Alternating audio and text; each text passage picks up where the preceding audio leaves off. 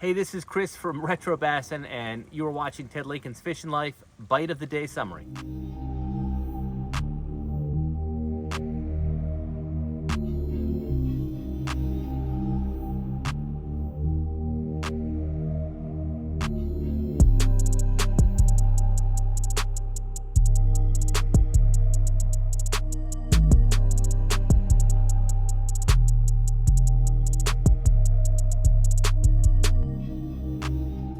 Hey there, it's Ted from Ted Lakin's Fishing Life.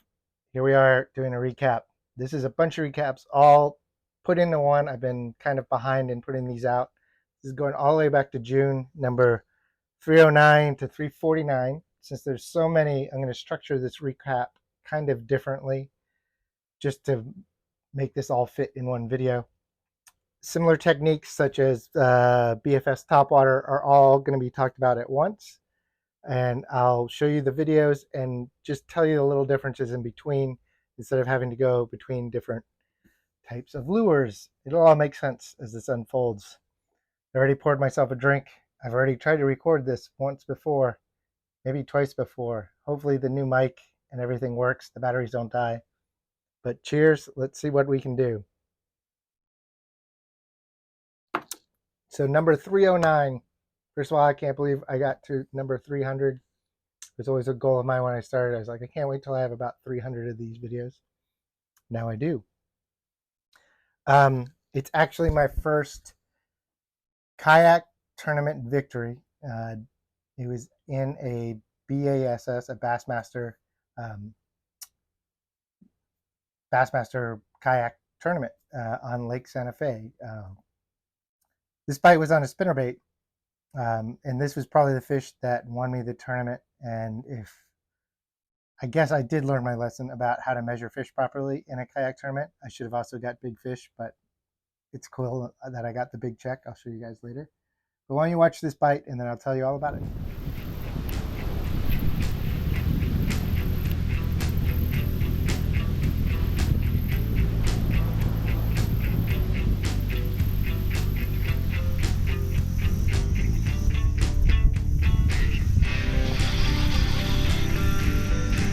Oh, it's a good one. Come on, stay on that. Stay on that.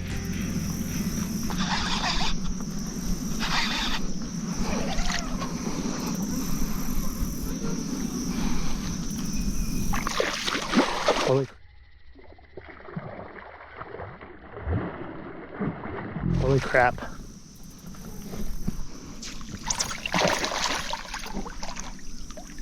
Oh my god. Holy shit. Holy shit. Whew.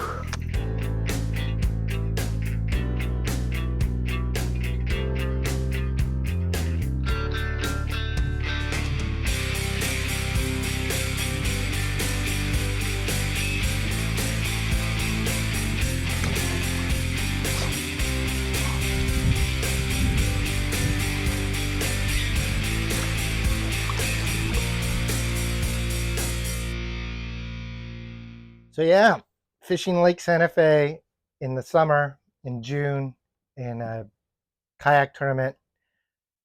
I had a whole plan of fishing the Little Lake Santa Fe. And as I was pulling in on Saturday morning, I saw that there was a boat tournament launching, bass boat tournament launching at a Little Lake Santa Fe ramp. And I turned around, went to the main lake ramp, and basically went to this little backwater area that I made sure was legal before the tournament. And it wasn't as good as I thought it was going to be right in the morning, but as the day went along, it got better. But it wasn't until I picked up that spinnerbait. Let me show you. There's a good story behind the spinnerbait too. It is the Gambler Ninja Spin, 3-bladed, hatchet bladed, in a bluegill color. This is almost the exact way I was fishing. I had a slightly different trailer that day, but I like this Slayer saltwater redfish swim bait as a trailer on spinnerbaits because it's a little firmer, holds up. The tail kicks just enough. You can see the skirt's all torn up on this. The funny story about this spinnerbait is that Gambler used to make it and then discontinued it, and now they brought it back just this year.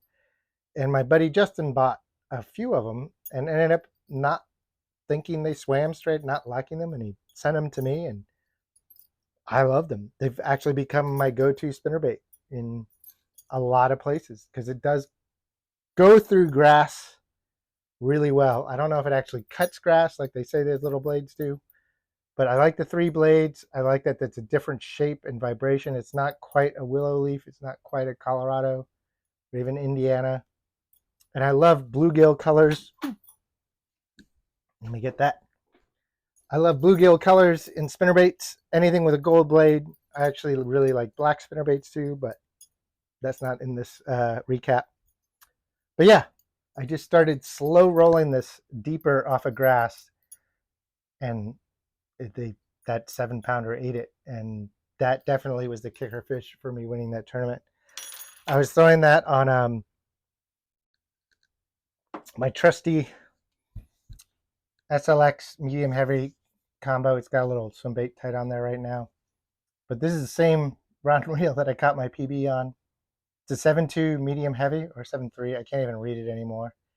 7.3 medium heavy, I believe, fast action. This is the original SLX, a few years old now, with an original SLX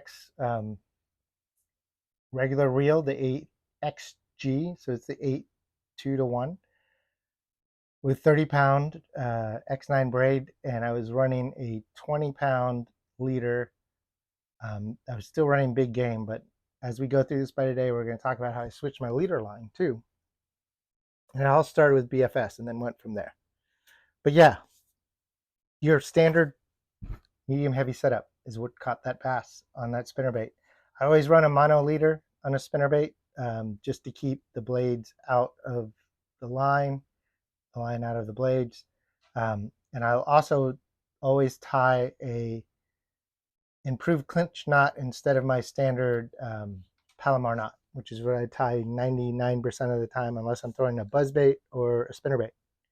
And that just helps point the line a little bit more forward and keeps the blade, the line out of the blades a little bit more than a Palomar knot. So yeah, that's the first bite we're talking about. Now we're getting to a big section. It's, let me see how many. I have over a dozen bite of the day fish caught on BFS topwater. So instead of going in between each time, we're going to just talk about all of them. I'm going to show you one to start off with. We're starting with 310. This is actually in the same kayak tournament and the Semi 65. Why don't you watch this, and then we'll kind of go through the equipment, and I kind of change about halfway through. So check this out.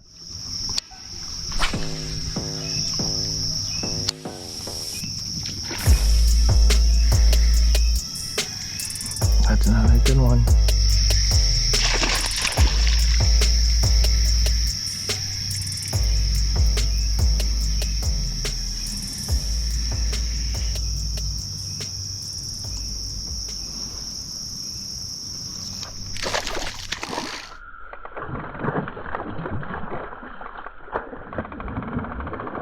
That's the best one yet. Getting airborne.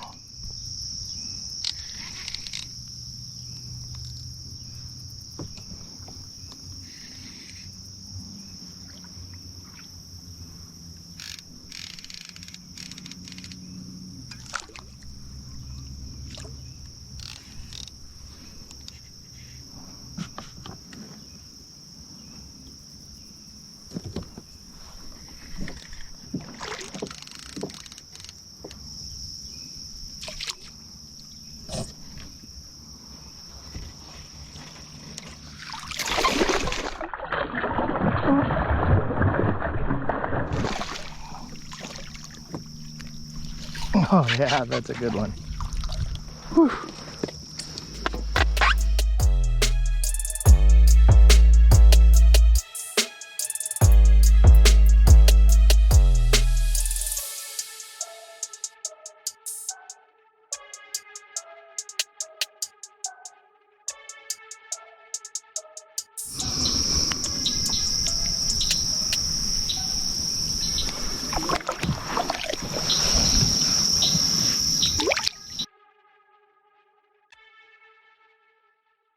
So yeah, that spinnerbait bass won the tournament. It was the kicker. But what really kept me competitive was throwing that little Sammy. I only got that one on film, but as you saw in the bite, I matched the hatch. I actually lost that particular color of Sammy 65. That's, I believe, the American shad. It's one of the shad colors. But I still have this one. It's a little purplish shad. So the Sammy is a Lucky Craft bait. It comes in the 65 all the way up to really big ones. Like I think the biggest one I have up there is a 120. And it's kind of the bait that revolutionized, made the second revolution of walking the dog baits. First, it was obviously the Zare Spook, and then I think you can credit the Sammy with being one of the next generation that really improved and changed the style. It's a different shape. But the 65 is a perfect shad size for our shad, our threadfin shad, a lot of the year in a lot of our lakes. And I had already gone through this area with a regular topwater and not got a single bite. And as soon as I started throwing that little Sammy, you saw, they blew up on it. That was actually before I caught the spinnerbait bass. So it's a little out of order. But so that was on my first BFS setup, which is pretty much this, slightly different. Same reel. It's a KastKing Zephyr, which they have discontinued for some reason. I thought it was pretty good. And this is mounted on a 13 Fishing Fate Green. This is not exact same rod in that video. That was the medium light. This is the medium. I've broken 4 BFS rods this year. A lot of them is being on the back of the kayak and catching trees. The other thing is that they're light rods, and I usually fish heavier stuff, so it just happens. I don't even know how I broke all of them. But the 13 Fishing Fate Green was awesome. The medium light. The medium, this is on here right now, is not quite light enough, or as light as I would like, but it does work. It comes with a cork handle, but I had to put some shrink wrap on it because the cork was chipping off. I'll do a little video about these shrink wrap reel covers or rod grips that you can get. As soon as I put it, I have to put some on another rod, so I'll make a video about that. I have a little hack video I should put together of a few other things, including that. But yeah, KastKing Zephyr 6.7 medium light, Fate Green. They don't make the rod anymore either. So, but a medium light, it's a composite rod running 10-pound X9 braid to a 10-pound Suffix mono leader. And that's where I start talking about how I changed leaders. I used to run Berkley braid to Berkley leader. I stumbled upon this giant roll of Suffix line at Ollie's, 8, 6, and 10-pound, like 1,000 yards, and there was like $2. And so I bought one, and I really like it. And I've slowly switched all my leaders from Trilene XT to Suffix Advanced. This is the 25-pound. So I go all the way from 6 to 25 pound. We'll talk more about that when we get to the swim bait stuff too. So yeah, next up is number 312. These are out of order in terms of the whole recap, but it'll make sense. Also another Sammy bite, same Sammy, different lake, still on the kayak. It was actually 4th of July weekend. I was out with my buddy Buzz. When you watch this, it's just a nice 6-pounder on a tiny rod and reel.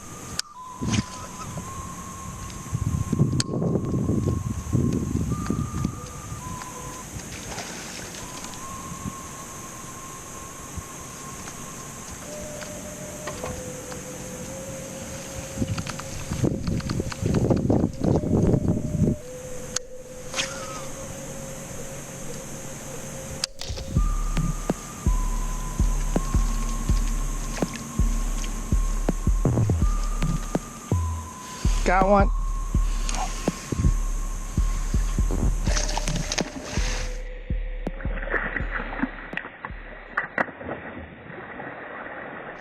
Good one.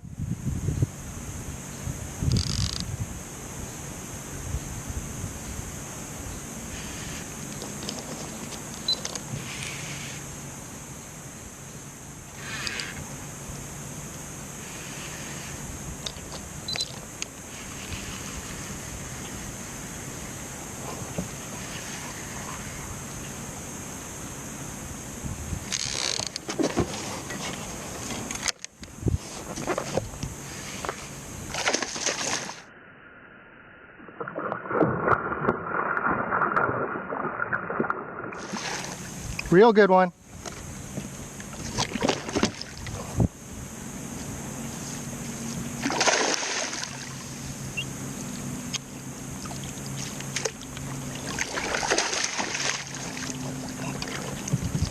Ah!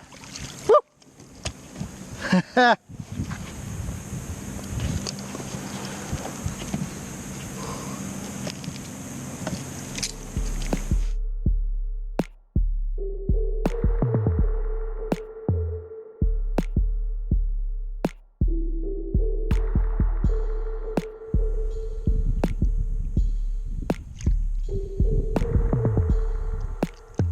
BFS topwater. So this will be kind of the theme of the BFS topwater setup, is that I throw little topwaters and catch big fish. Well, usually big fish. Sometimes they're smaller. But next up is a different topwater, and the fish weren't quite as big, but I was prepping for a tournament that I ended up missing because I got COVID, but on a lake that I'm not too familiar with. And I got there early in the morning and started throwing around the little baby Whopper Plopper 60. Also one of my favorite little BFS baits. Why don't you watch this bite? It's two fish pretty much in a row.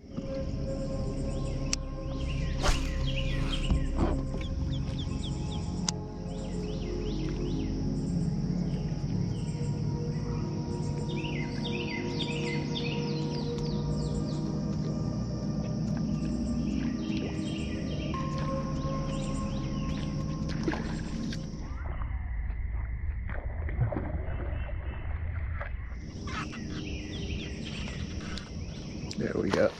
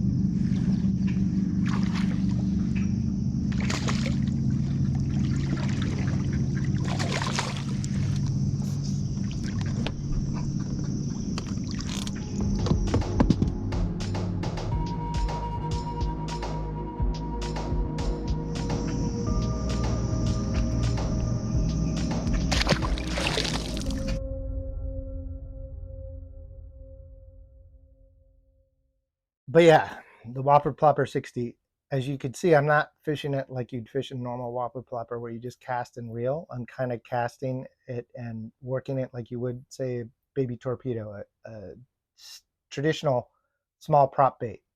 Um, it does work on the straight retrieve, but sometimes I feel like that pause, only with a little, especially with the little one. I haven't really tried it with the big one, but the big Whopper Plopper works so well on the straight retrieve. I don't ever really try the start and stop. But with the little one, it's like the little torpedo on steroids. It works so well. I did change the hooks out to little G Finesse number 6s. They're a little bigger size wise, but same weight as the hooks that they come with. Sticky sharp. It pins fish really well. It's the only modification I make to this bait. I don't throw any of these topwaters like I do my regular topwater rod with a clip, just because the line is so light and the baits are so small. There is no clip that I can actually physically open and close with my old age and still see the clip. that doesn't interfere with the action in some way. So it's still direct tie to these, or I do direct tie to these. And I found even putting a split ring on sometimes affects the action. It really depends on the bait. I'll tie sometimes this with a improved clinch knot as well because it points forward, helps keep the line out of the hooks. Next up will be another BFS topwater. Like I said, we're going through like 12 or 13 of these. This is the other one you'll see a lot, is the Gunfish 75. But I remember talking to you in the parking lot. I was like, should I go to the north or should I go to this spot? And you're like, I don't know, man. It's up to you. And I was like, yeah, I don't know either. Oh, that's a better fish. Oh yeah, that's a good one. Ah, just feels better.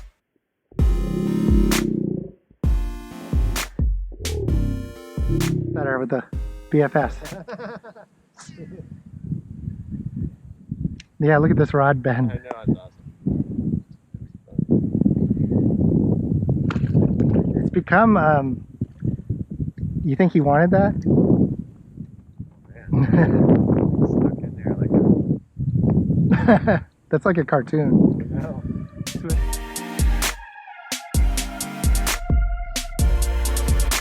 Edit all that.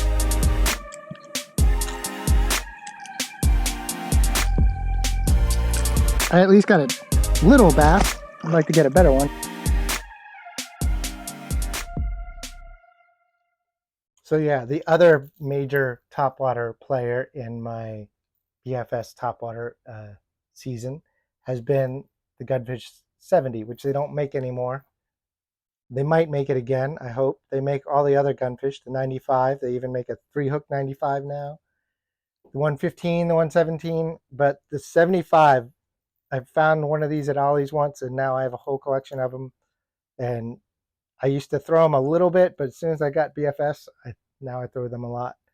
So these are the two different walking baits, the Sammy and the Gunfish, both by Lucky Craft, and both have totally different actions. And there are literally days where they won't hit this, they'll totally hit this, or it'll be the other way around. They won't hit this, they'll hit this. Or there are days where they'll just hit anything this size. But also on the same setup, all three of those. So I figured I'd break down at least the 3 lures that I use on this setup. So why don't you watch the next several Bite of the Days. It's going to be number 321 is next, which is another Sammy bite. And this is actually the biggest BFS fish I caught of the year. It's a 7-pounder. I'll actually tell you a little bit about this after you watch this.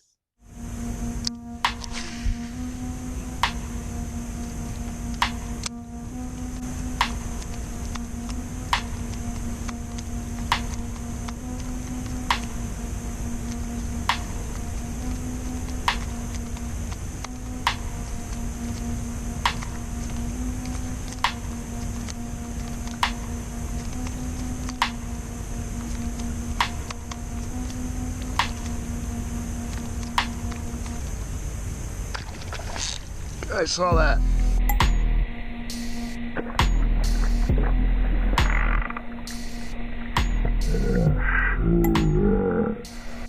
There we go. Now watch that happen. That's a good fish. Oh, it's a mudfish.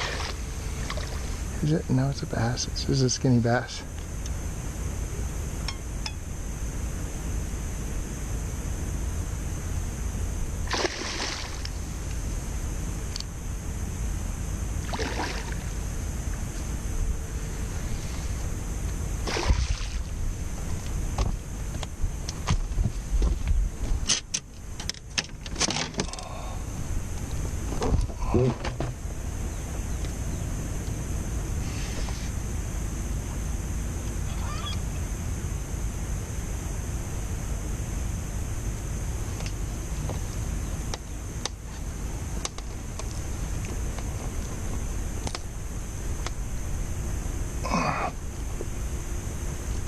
There we go.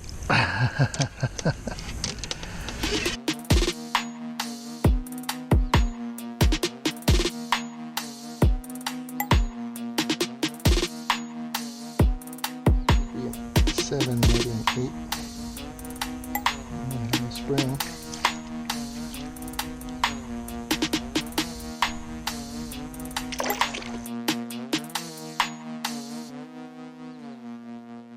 So yeah, that 7-pounder was in middle of July. Water temperature at the house, at the boat ramp, I mean, was 97 degrees. And I found the creek where the creek was coming in. It rained earlier that day. The water was as cool as 89 degrees. And apparently that was cool enough. I was actually there for several days fishing, helping some friends out that own a lake house on Lake Panasoffkee. And I had lost the fish. I had a great year fishing Panasoffkee up until that point, and then all the spots I knew fishing to dry up. And I went to a different spot where the hydrilla had kind of died back. I used to not be able to fish this area. And I came to a dead stop. Like I said, super hot water. I saw that the water was a little cooler. It was dead calm. And I just started hearing bass blowing up on little bait. So I picked up the Sammy, the BFS, made that cast. That was maybe the 10th cast I made with it. And the water was really clear, and I could actually see that fish come and swirl at it, turn around and look at it, and I stopped it. As soon as I twitched it, she ate it again. And it was a 7-pounder. It should have probably been 8+ pounds, but it was 97-degree water temperature in the middle of July. And I fought her on the little medium light with the BFS 10-pound braid. You can hear my drag stripping. The cool thing about BFS casting reels is they got clicking drag, just like a spinning reel. Yeah, that was an amazing bite. But I just thought I'd tell you a little bit about specific situations. Sometimes in super hot water, super cold water, they'll still eat something really small just because that's what they're eating, not because it's necessarily what you think they should be eating. I mean, it was in the middle of the day, super hot, dead calm. It was not a topwater day, but 7-pounder. Can't argue with it. Okay, so that was 321, or bite number 321. Next one is 324. It's another 6-pounder on a gunfish. Same setup. Why don't you watch it?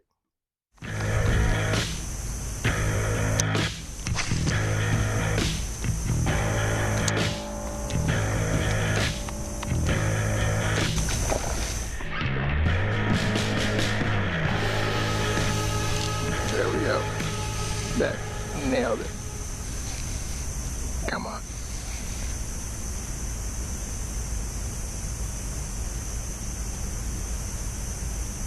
Come on.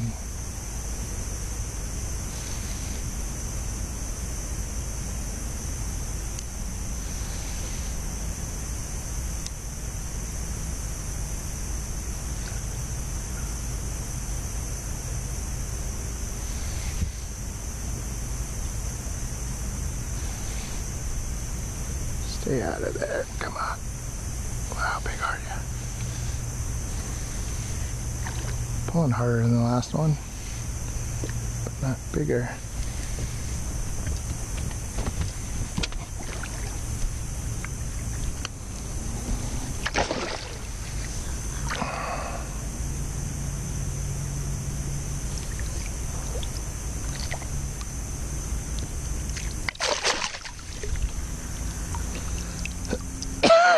Holy shit.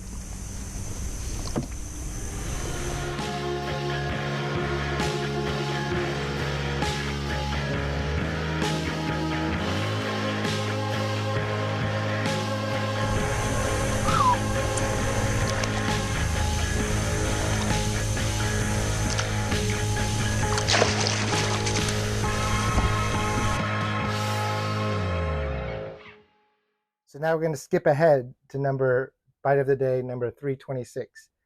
Also the gunfish, but at this time I switched combos. Why don't you watch the bite of the day and I'll show you what I did.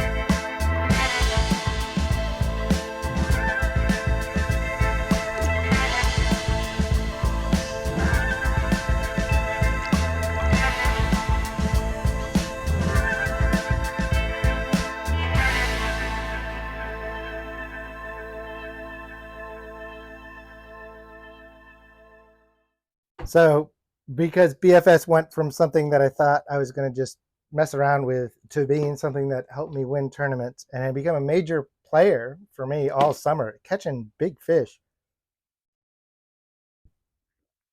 I splurged with some of my winning money from the tournament and bought, oh, got this stuck, a Corrado BFS. And I actually paired that up originally with that same 13 fishing rod, but then with a Majestic JDM rod that I got. Shimano Majestic BFS Light 6/8 rod that I got from Bait Finesse Empire. Great website, check them out. Awesome stuff.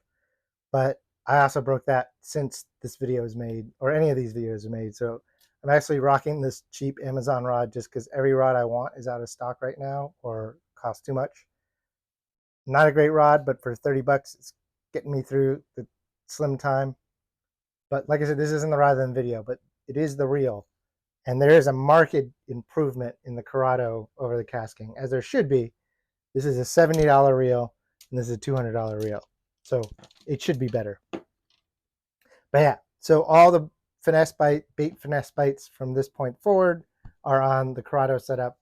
Some of it is with the new, at the time, JDM Shimano Majestic, which so far has been my favorite out of all 6 BFS rods I've tried. So I'm hoping to order another one soon from Bait Finesse Empire. Okay, so I will have to talk about the next one a little bit as well. What are we at? We're at bite number 328, just because this is slightly different. So fishing in a lake like Panosavki, there's a lot of floating eelgrass. So it gets hard to throw little treble hook topwaters, but there's not a lot of good weedless options that are minnow shaped. So why don't you watch this bite and I'll show you how I came up with a weightless Ned rig.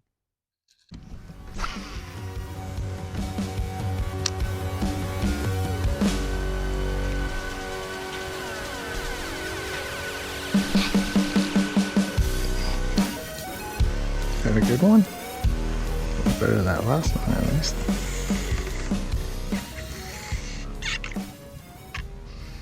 Must be pretty good yet.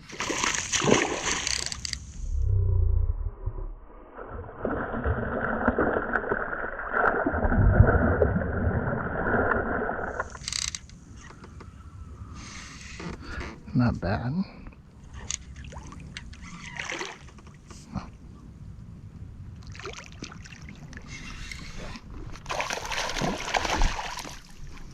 Weightless TRD, eh? Never know until you try it.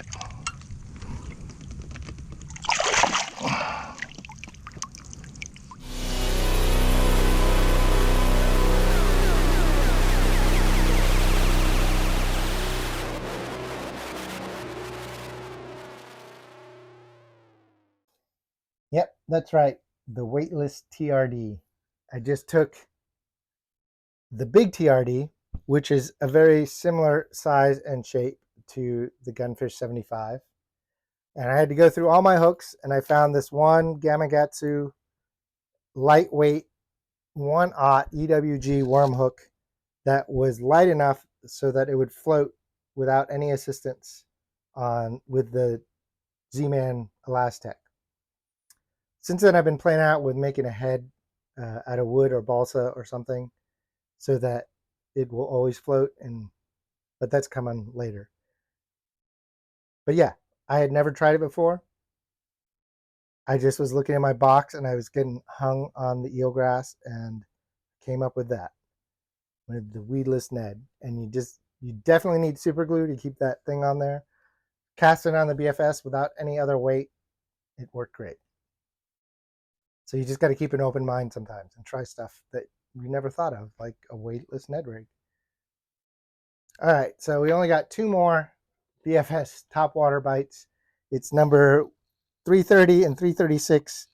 They're both on the Sammys. One is in a spot that I kept missing fish that Justin and I ended up calling the Friday night cut, because first time I took him there, he caught a bunch of fish on Friday night. So there's a cut in the grass, but caught one on the Sammy.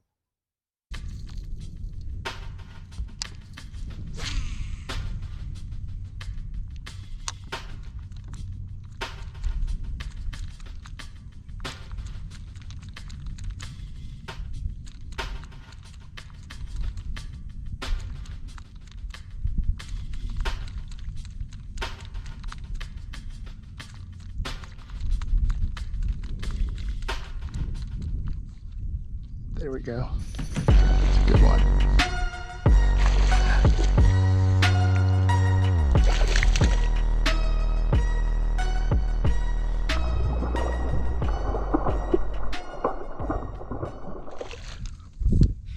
Cool. Finally caught one there.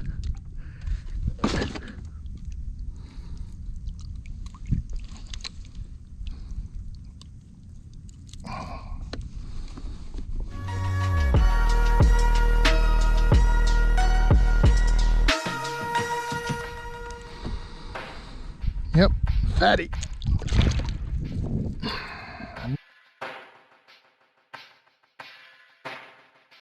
So same setup, different. The Sammy that I had lost, that same color, and then this next one was also the same color.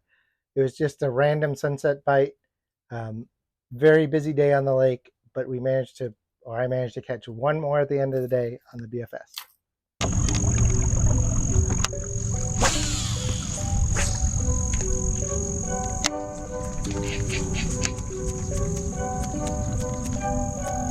Got one.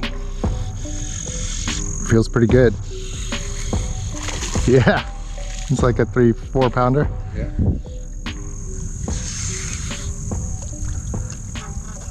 Definitely can't fight it the same way.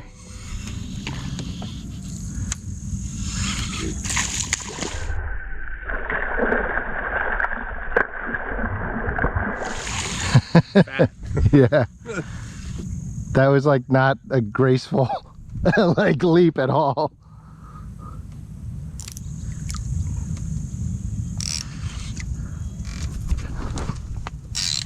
They're all have been about the same size.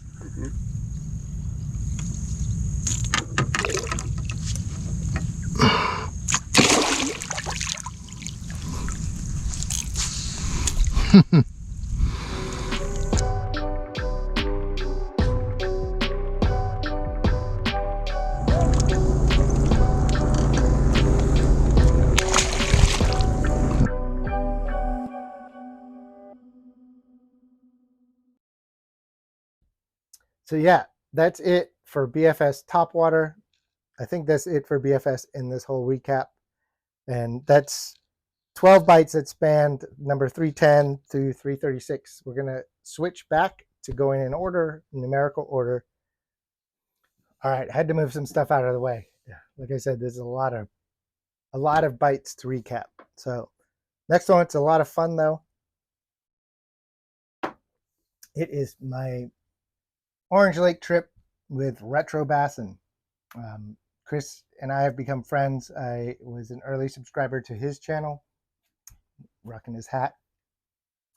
Even pulled one of my rods off of my vintage rod rack, which is right here over the Lincoln Lounge, down. I pulled all of them down, but this bite was on this setup right here. Why don't you watch this Retro Bassin guest star bite of the day?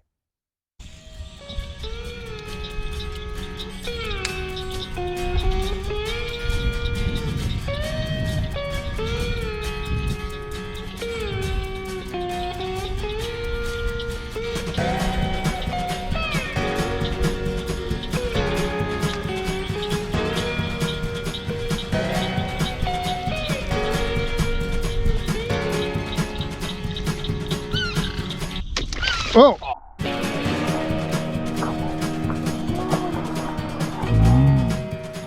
my god. That's a good fish. Holy crap. What? Look at Oh that. man. I was just watching the lure, seeing if it was working, and it works. Pull the string. I just decided to put on one of Chris's lures just to end the day, and I literally stopped it right by the boat to see the tail action, and so did he. I love that the catch of the day came on the old school lure. Wow. The old schooler you brought, because nice fish, it's the best fish of the day. Little release.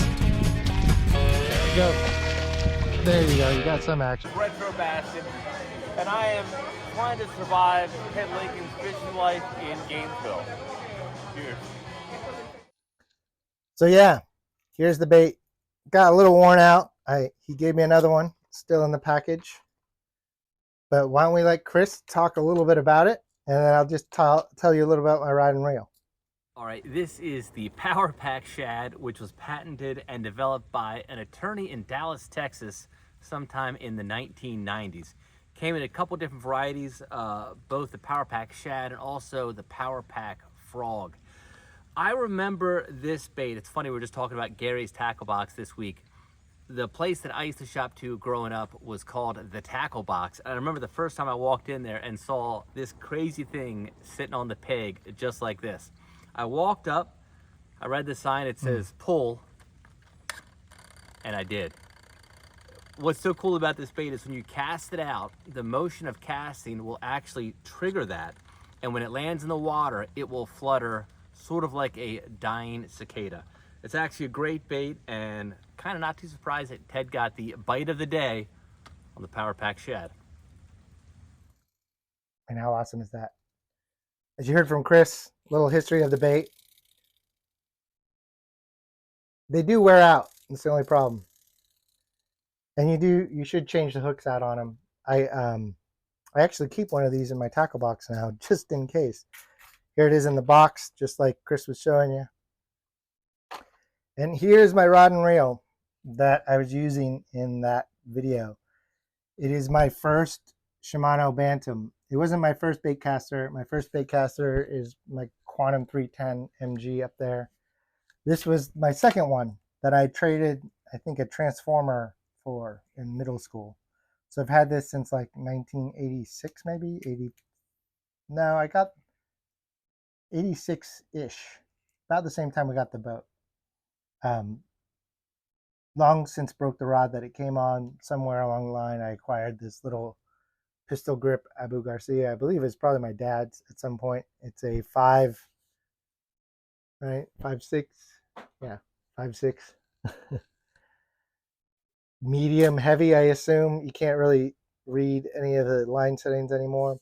The only modern thing that I'm running on this is I run braid to leader. I just can't use straight mono anymore. And yeah, I was just watching that bait, watching its action as the sun was setting, and boom. This reel still casts beautifully. I just gifted myself for my 50th birthday one of the 2018 Bantams that I bought used from Japan on eBay, and was comparing the two. Actually, I'll show you a little picture of how they look similar, or just look at the heritage of the two. But yeah, that was fishing with Retro Bassin and using my old gear and one of his special little lures that I keep, like I said, one of these in my tackle box now. Not even just my Retro Tack and Tack, not just my Retro Bassing tackle box, my all-around topwater tackle box. I keep one of these in. But like I said, change the hooks. They will wear out the little spring, but it's a pretty cool little lure. Had to go look for the baits. Like I said, there's a lot of bites, a lot of fish caught on a lot of different techniques in this recap. We're on to number 314, and this was my last 8-pounder that I caught of the year, I think. I had quite a year, but the free rig became my default weedless plastic technique this year. Why don't you watch this clip and then I'll explain to you the free rig if you haven't watched my other recap.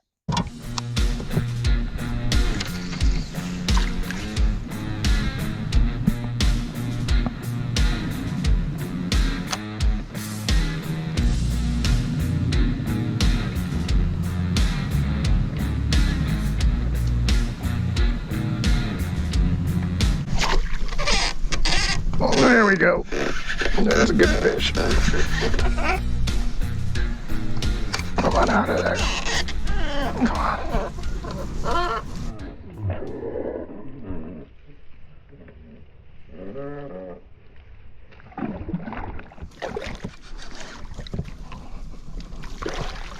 There we go.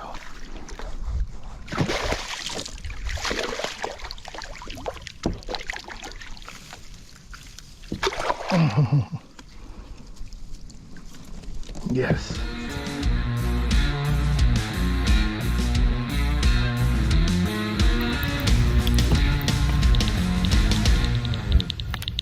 $8.13.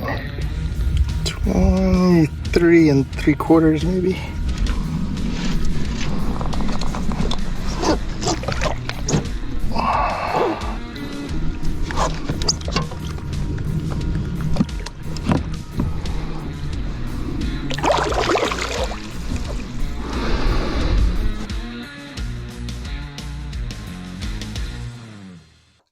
So yeah, the free rig is similar to a Texas rig. It's a technique that came from Japan relatively recently. The Hookup Tackle and Tactical Bassin have done videos on how they rig theirs. And everything they do is what I do, except I do everything in Florida style, potentially catching really big bass. Let me dig up the hardware. I don't have one rigged up, so I'm going to just show you the pieces. I'll do a whole free rig video. I know I'm promising a lot of videos, but I'm trying to get back in the habit. Hopefully my technical problems are done for a while. Cheers to that, right? So like I said, the way they tell you to fish your free rig is totally cool, but I never throw it on a spinning rod. In fact, 90% of the time, I throw it on a heavy or medium heavy. This is actually my jig rod. This is my 7.6 Corrado medium heavy, moderate fast action. This is literally a flipping / jig rod for fluorocarbon is what they designed it for. It's actually one of my most versatile rods. I have since upgraded. In that video, I was using the Sitka 200, which they don't make anymore, and I'm still using it on a different rod. But this is the rod I put that Bantam I bought myself. But it's the same line and everything else. It's just a different reel. So the difference between a free rig and, say, a regular Texas rig is only really one difference. Well, I guess technically two from the standard Texas rig. One of them being is that you run a leader if you're running braid. I think even if people, I haven't heard of anybody running this on straight fluoro, but I guess you could, or straight mono. But I don't run fluoro leaders. I don't run fluoro at all. If you watch my channel, you know that. So I've been using the Suffolk Advanced. This is the 25. On this, I usually run the 20. And I've gotten broken off on that. So is my friend Michael. But so that's the first difference, is that you run a leader, and I usually try to run the leader short or long enough, short enough, I guess, so that when you reel it all the way in, the knot doesn't go quite into the reel. So that's one of the reasons I like the 7.6 most of the time. I'll sometimes throw it on my shorter 7-foot heavy jig rod if I'm doing more targeted stuff closer to the boat or in trees or around stuff like that. And sometimes I'll run bigger line on that because the rod has bigger guides. So I'll run the 25-pound leader. But so the other difference is you run a round eye drop shot weight. This is a 1/2 ounce one, tungsten, same type that I was using in that video, instead of a bullet weight. And you don't peg it or put a bobber stop on. You let it run free, hence the name free rig. And I've been running a couple different hooks, but in that video, and often I'll run the Berkley Fusion 19 worm hook, either in the 3 or 4/0. I believe this is the 3/0. I just grabbed one to show you. And I'll put a bobber stop in front of the hook. Now, in that video, I don't think I had one. But what putting that bobber stop in front of the hook lets you do is adjust kind of the hook a little away from the bait if you have really soft bottom or something on the bottom where you want the bait to be above it. So without it, it just rides all the way up. You drop this down. When you pull on the rod, when you pull up on the rod, the bait goes down to the weight. So it's just like running a weightless Texas rig, except this drops straight down more directly is the right term than, say, a bullet weight. But then if you put that bobber stop, you can stop this wherever you want, and you kind of have almost like a mini Carolina rig kind of thing. So it's kind of between a Texas rig, Carolina rig. It's a free rig. And I found generally I like throwing some kind of hog bait. Like I really like the Reaction Innovation Man Bear Pig. I really like actually the Guggen Baits Trench Hog. It's the only Guggen Baits bait that I've liked so far, but it works really well. There's several others, but my go-to bait is this Yum creature bait that you can only buy. Oh, my compressor just turned on.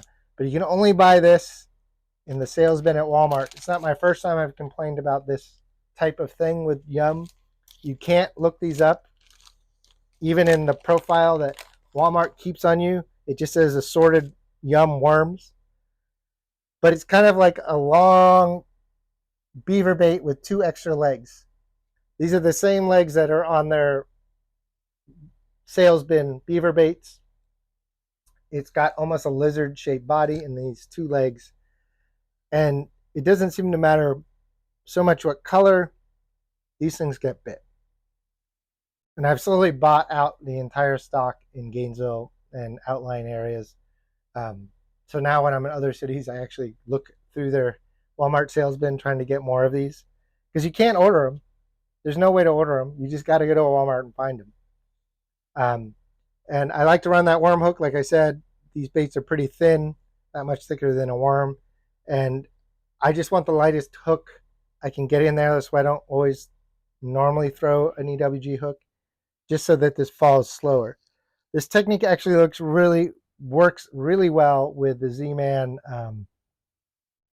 Goat, but that's a shorter bait and it's slightly different shape. There are times and places where I like running that bait. People will throw all kinds of baits on the free rig. This just happens to be what I found that works for me. People will throw fluke style baits, little swim baits. Bennett Hookup talks about throwing like a Cinco style bait, but for me, this type of bait works really well. I also really like the sales bin version of the beaver bait in the shad color. I think I talked about in the last recap. If they're eating shad, I'll throw that around the grass. But basically, you can throw this similar to a Texas rig into grass, light pitching and punching even, but then you can also throw it out on open water and drag it and just move that bobber stop down a little and almost Carolina rig it. It's become, like I said, 90% of the time if I'm throwing a weedless bait, soft plastic that isn't punching, it's going to be a free rig. I will still throw a worm. I still throw a weightless Cinco or a weightless fluke, but the free rig has definitely taken over as far as my daily use. I mean, I think I caught several 8s, at least 1 9, and a bunch of 7s like this year on the free rig. I've been fishing next to a person throwing a Texas rig, almost the same bait, and it's definitely making a difference that I was fishing the free rig and they're fishing a Texas rig.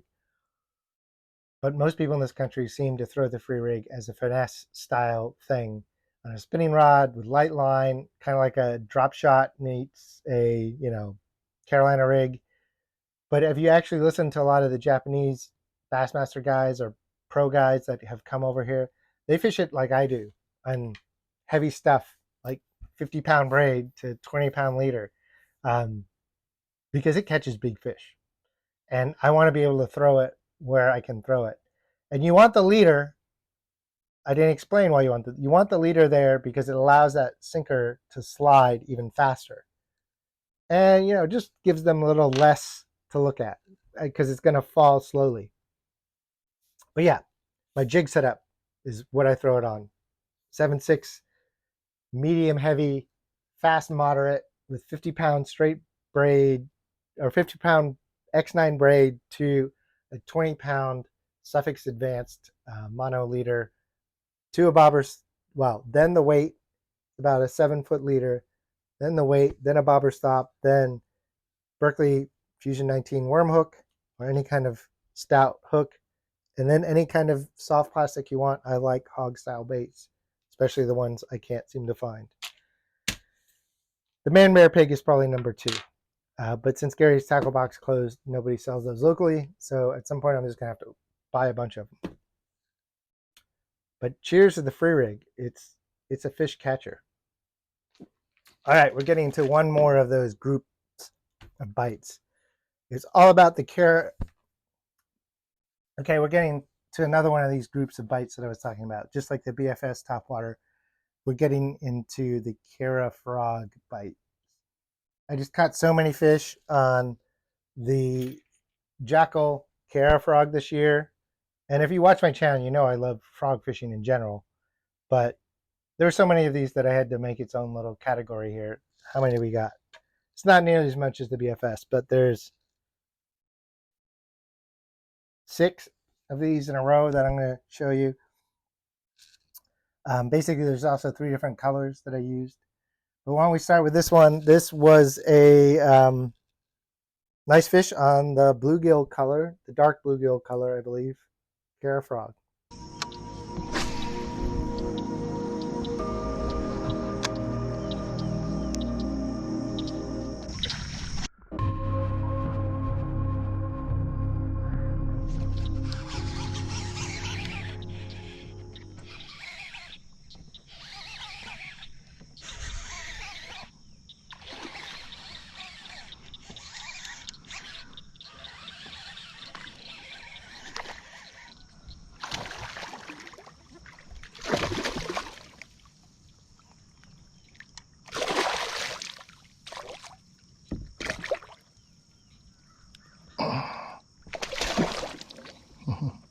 Strong fish.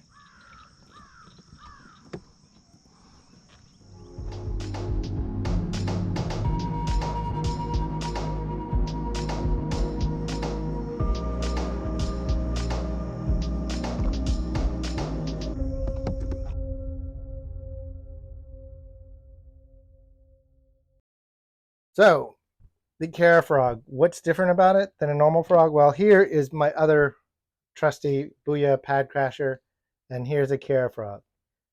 It's smaller. It's not the first time I've talked about this in my recap. It's smaller profile-wise from the bottom, like width-wise this way. It's narrow and it's short, but it's taller than most frogs. So it gives us smaller profile in the water, but still cast almost as well as the Pad Crasher. And the Pad Crasher isn't a heavy frog, but it is a normal size frog, and it casts on frog gear. I throw this on my frog setup. I do not downsize in any way, just because I'm in Florida. You never know. They just discontinued this rod. I swear to God, every time I find something I really like, they get rid of it. This is last year's version of the Shimano Claris. They are still making the Claris, but they're not making one in the extra heavy anymore, and it's got a cork grip now. This one has the mountain bike style grip, which it shared with the Intenza, which they also discontinued that version. I really like this mountain bike style rubber grip way more than EVA foam. I do like cork more, which is what they went to. But for frog fishing, you're fishing in the junk, and it always just seemed appropriate to me that I'd be holding a mountain bike grip. But I'm also a former professional mountain bike racer, so it just felt at home in my hand. This was an $89 rod, and it is legit the best frog rod I've ever owned. I've only had 3 dedicated frog setups. This one, the Dobyns Maverick, and then a straight SLX setup. And both the Maverick and this were the same reel, which is SLX XT. I want to move up to the Crotto MGL 150. I blow out anti-reverse roller bearings on this reel about every 6 months or less, every 3 or 4 months. Depends on how much I'm fishing the frog. But that's just because I fish in trees, pads, eelgrass, hydrilla. Like I don't have much of a reason to throw an open water frog. I'm usually throwing a frog in legit what you think you should be throwing a frog in when you think frog fishing. But that being said, that doesn't mean you have to throw a big frog. So that's why we're talking about the Kiara frog. So why don't we go to another one, and I'll explain a little bit why and when I'm throwing it. It's all on the same rod and reel. I go through 3 different colors. I'll talk about that too.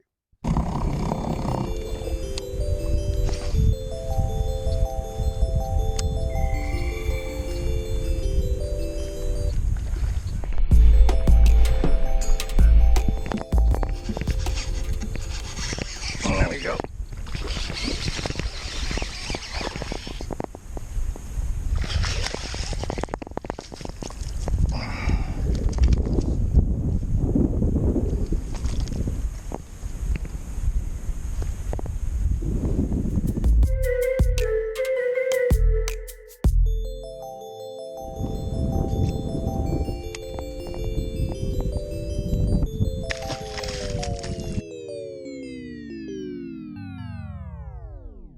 So yeah, that one was what, number 316, and that's on the lighter bluegill, which this, if I had to pick one color, this is my favorite. Both of these have been so abused that I've glued them back together in several different ways. I've done the informant and fisherman braid trick to the nose, which works on these frogs. I did a video about how I modified these frogs last year, so you can go back and find it. I'll link it in the bottom, but quick little description of what I do. I'll take mend it, and if a mudfish or pickerel cut it, I'll put mend it in the cut. Seals the cut, sort of, not 100%, but better. The braid around the nose stops the nose from blowing out and water getting in that way. I put shrink wrap on the hook, so I pull the hook out, put the shrink wrap in, pull it back through, and it helps close that hole up.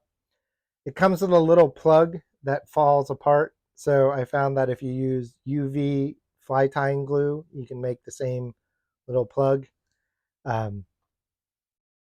All of them end up being that way because I beat them up. This one doesn't have the braid on the nose yet. It's still a little newer. But yes, this light bluegill is silver bellied, kind of purpley with legs. This is my favorite Kiara frog color. So why don't we go to the next one? We're back to the dark bluegill. That was really sick, but then I went on the Pax or the drugs that you can take, the antiviral. Yeah, it helped a lot.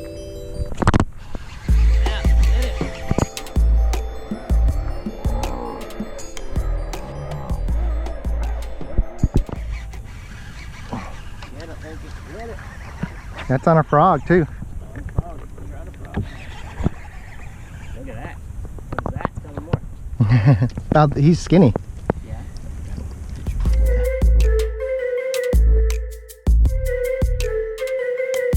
That's what that is. Yeah. See, his stomach is concave. Yeah. You want it the other way. Big.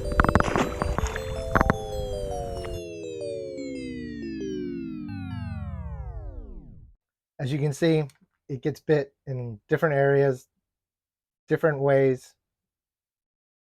In fact, we got a couple more. This next one's a little different, so why don't you watch? There's another light bluegill one.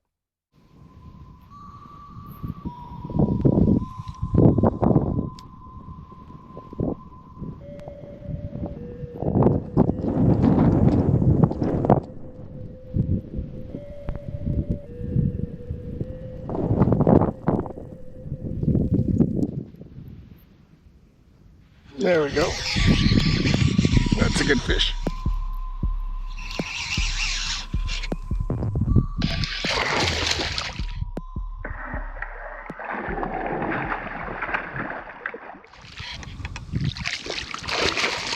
Big-headed fish. Living back here.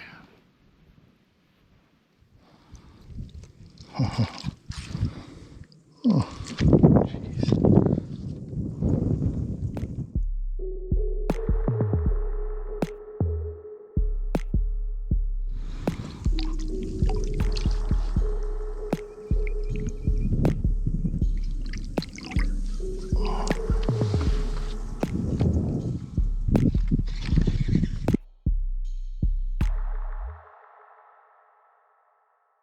So what I'll say about this bite, which is number, what are we at? We're at number 334. What was different about this bite is that it was a slow day on the water. I know this body of water really well, and it's like a bunch of ponds almost like melded together.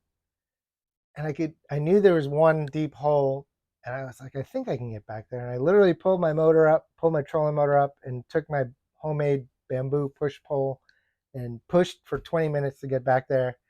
And this was not the only fish I caught, or that was not the only fish I caught, but that was the first good one.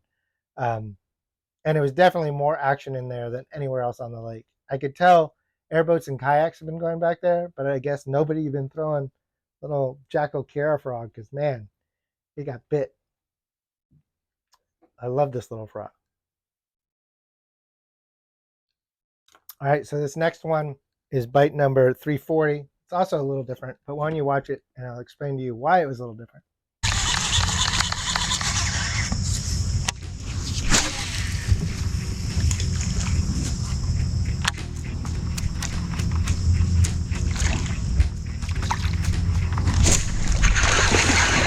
Oh, man.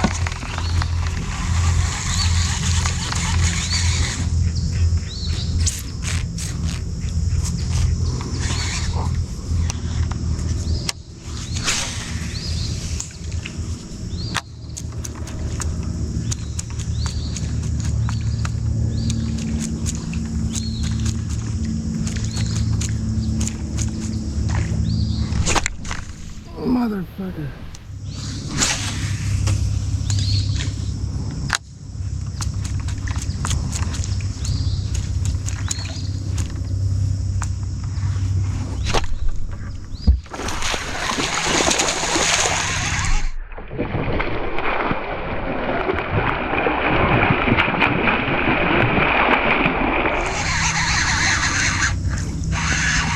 Third try. I don't know if it's the same fish, but man, strong, fatty.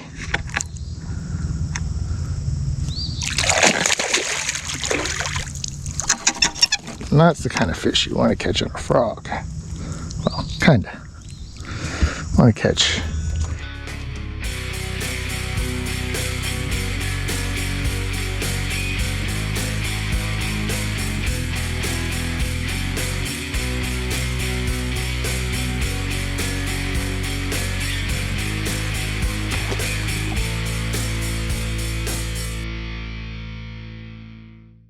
So first of all, this is on my white Kiera frog, which out of the three of these, I bought about a year apart. And this one is made out of different plastic than this one. At some point, they softened it up, which still casts really well. Probably even better hookup. But it's definitely weaker around the mudfish and pickerel. But I mean, it's a balance. I'm still going to throw it. I'm usually not a white frog fan, but they literally sold out of every other color Kiera frog last summer or over the summer. So I ended up ordering 3 white ones just so that I had this size frog available, because I was having to repair these every time I went out. Otherwise they'd sink. I put new eyes on them and everything. It's funny. But yeah, so first of all, this is a softer frog. Not a big deal. Works just as well. But that was a spot with tree next to a hydrilla in a creek in the summer. You don't get much more frog zone than that.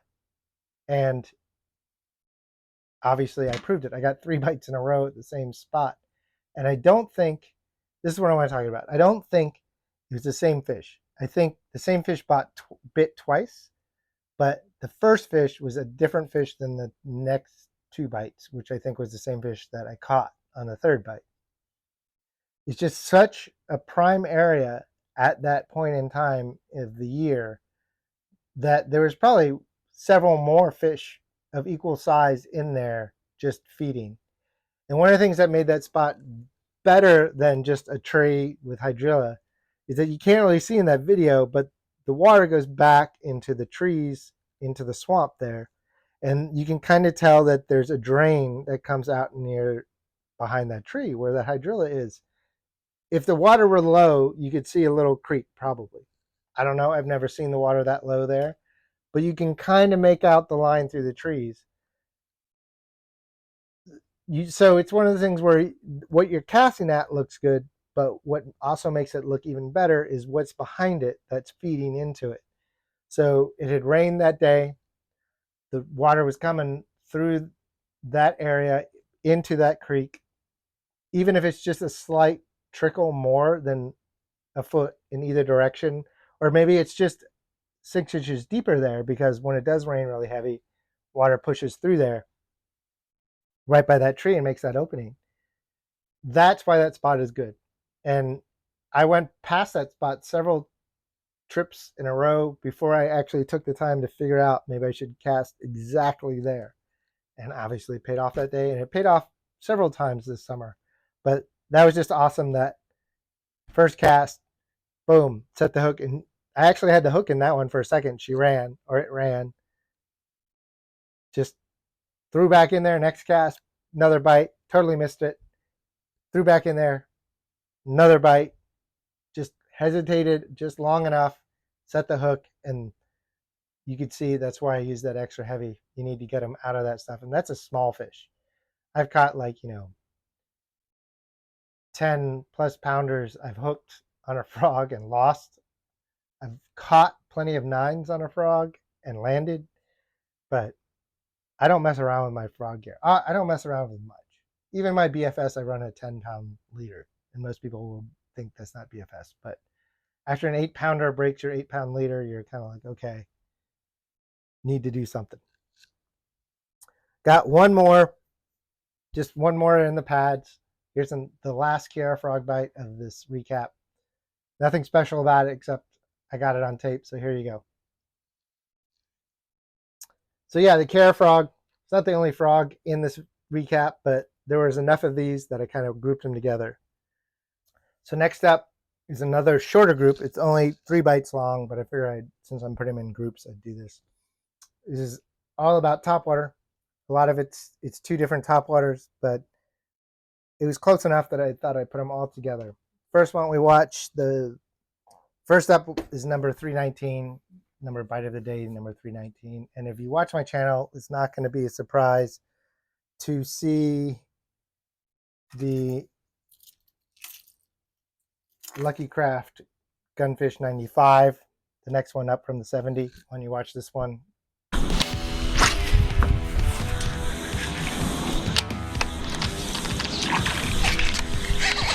There we go.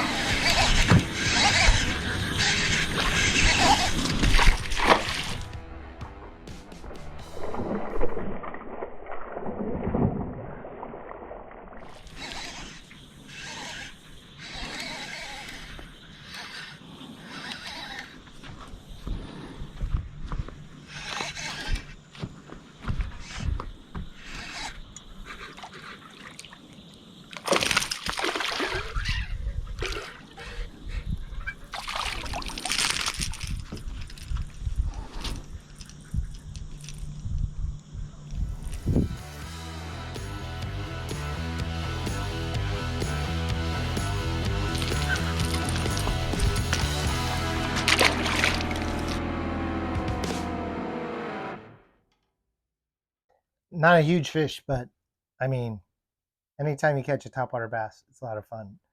And as you can see, I have a 95 tied on. I have another, this is the 95 in that video. It was a shiner-ish color, but it is now a ghost shiner because all of the paint has been eaten off of it. I've replaced the hooks probably 4 or 5 times on this one. This is definitely my Lucky Craft gunfish. 95 2 hook. I don't like the 3 hook on this bait because I specifically throw this bait for 2 or 3 reasons. First one is that I like all baits around this size with hooks this size that I can pop through cover. And that's why I run the rod I run. It's actually a different rod than in the video because I ended up breaking my Dobyns Fury this year or last year. I was very bummed about it. It had been my favorite topwater rod I had up until that point. Replaced it with this 13 Fishing Omen, which is the exact same rating. It is a 7 or 6.7. I think the Dobyns was a 6.6. This is a 6.7. Medium heavy fast action. So on both rods, they're rated for worm fishing and Texas rig. And this is what I throw for topwater. I prefer this Omen Black a little bit more. We'll talk about it in a little bit. But basically, I don't want anything over 6'8", and I want it medium fast. And I run 30-pound braid to a 17-pound monoliter to a 30-pound owner hyperwire clip with a Shimano SLX XT XG, so 8:2-1 reel. And the reason I throw the medium heavy instead of a medium moderate, a medium heavy fast instead of a medium moderate like most would for this size topwater, is that I need to pop it off my cover. I need to be able to snatch it out of that pad, out of that eelgrass, out of the hydrilla, so that I could throw these baits in areas that you wouldn't normally throw them. And yeah, it takes a little bit of learning how to play the fish on this setup. It isn't intuitive. It isn't necessarily easier to walk the bait. It's not hard to walk the bait, but it's not as easy as if I pick up, say, my jerkbait rod, which is that medium. I still run a medium fast, but it's a medium, same length. It definitely makes it easier to walk, but I don't necessarily believe in walking the bait perfectly all the time. I don't believe all the way back is necessarily what's going to get you bit. It can. It's also one of the reasons I like to gunfish and all of its sizes. It'll go like this and then go underwater and then pop up and go like this, especially if you use a slightly faster rod and you get erratic and more, put a little more backbone into the twitch. Instead of just doing a light twitch, I'll go, and the bait will walk and then go like this. And it's the erratic action that I feel like gets me a lot of those reaction topwater bites. Don't get me wrong, I'll still sit there if that's what they want and they just want that steady walk. But I'll still mix it up every now and then to see if the reaction will come if I make it slightly more erratic. And I've literally seen it make the difference between getting bit on a topwater and not. But yeah, like I said, this is going to be a recap with several topwaters. So let's go to the next one. It's actually a different bait. It's the next two bites. The Evergreen JT95 Silent.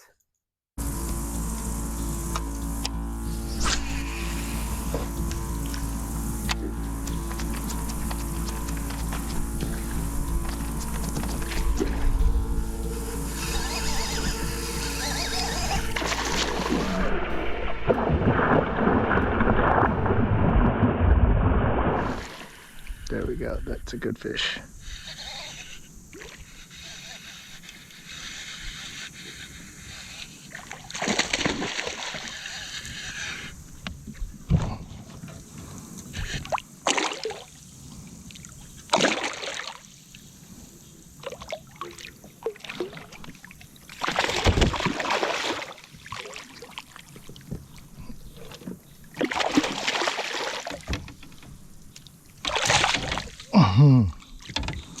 There we go. Whew.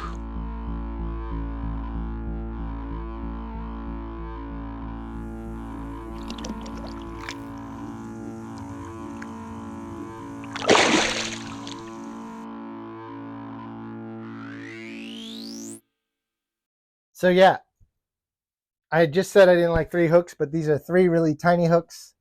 The other reason, I got to backtrack. The other reason I like the Gunfish 95, other than 2 hooks, other than its erratic action, is that it has a flat belly and I can skip it. Versus, say, a lot of the other baits in this size, like the Sammy 100, I can't skip that. The Evergreen Shower Blows, I can't skip that. But this Evergreen JT95 Silent, I can skip too. This one sits flatter in the water. This sits more like a Sammy does. So if there's a lot of cover or loose stuff floating near the surface, I'll throw this first.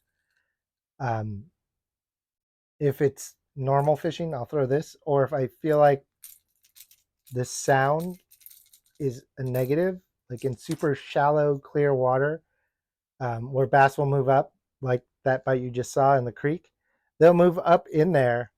And bass, really big bass, aren't necessarily comfortable because that creek, there's no deep water for them to escape to. But there's food up there. So I've seen 10-pounders up in there. But you throw something that's loud and they'll go the other way. Actually, the dude who does Deep in the Delta just did a hack video on how to make a bubble walker silent. Same reason. Sometimes you can literally throw the same bait silent, same size bait, same type bait. I guess you could make this bait silent, but I'll just follow with this one. And you won't catch more fish, but you'll catch the bigger fish. And I've now owned 2 of these.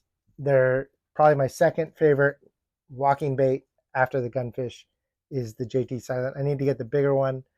There's like a 110, but the 95, I feel like this 95 size is one of the most deadly sizes you can throw of topwater, just because it kind of fits a lot of bait fish. And it's not the exact same size as what everybody else throws. In fact, here's another example. Watch this next bite of the day. I'll explain a little bit more.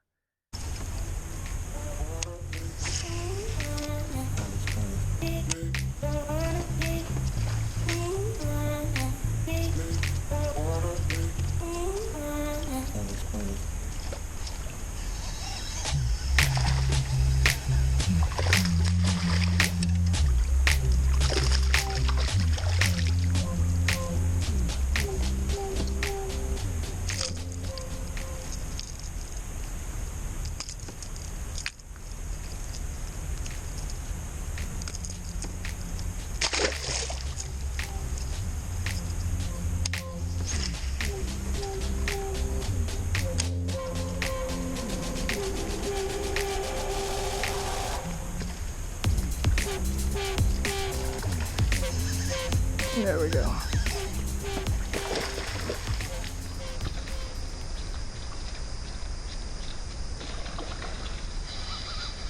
There we go.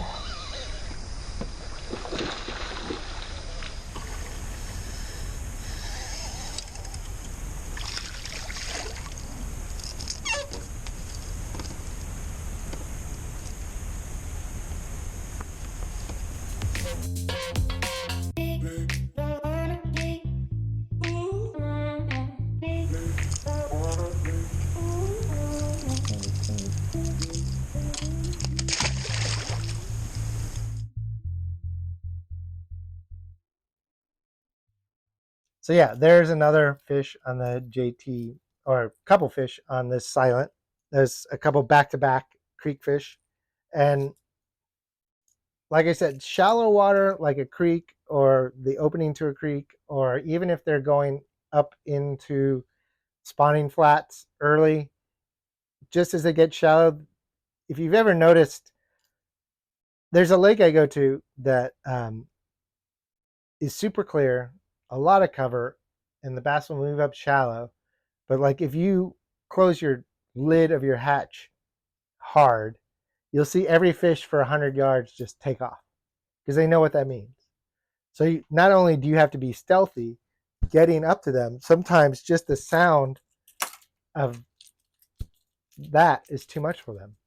That's when a silent walker, or a frog or something that isn't as loud, but if you still want to throw a treble hooked walking bait, this is the best one I found for being silent, is the Evergreen JT series. This is the 95. And we'll come back to this rod in my South Florida at the end of my South Florida trip with Justin. It's at the end of this recap. I also feel like I should explain how I broke my Dobyns Fury. I actually broke 2 Dobyns rods this year, and neither one of them were Dobyns' fault, and I'm going to send them back and get replacements. Dobyns awesome about it. Still love those rods. But basically, I had my Fury 6.6, the one I use for my topwater, on the back of the kayak, and I was punching, set the hook on something that wasn't a fish, and the 1.5 ounce tungsten weight hit my topwater rod in my kayak on the rack behind me, the vertical rack, and literally broke the rod so that I didn't know it, but the next time I went to cast it, I heard it hit, but nothing looked like anything. It didn't look like anything happened, but as soon as I went to make a cast, it just went and broke. So that happens. Dangers of kayak fishing, or just dangers of fishing a lot. It just wears out your gear. I look forward to getting a replacement. Cheers to that Dobbins rod. All right, now we're up to me dipping my toe back into the Bait Sanity Hookup Tackle Exploragill tournament. I won it in 2022, and I made it my goal to win it. In 2023, I got a little distracted by doing kayak tournaments, a bunch of other stuff. So I kind of started. I caught a couple fish. Those are in a recap 2 or ago, maybe. And then they extended it by a month. So I kind of had given up. It's like, oh, they're extended by a month. I should at least try. So I've made a little section again where you get to see me fish the Exploragill. Actually, one of these bites is it's after the tournament, but I figured I'd put them in all together.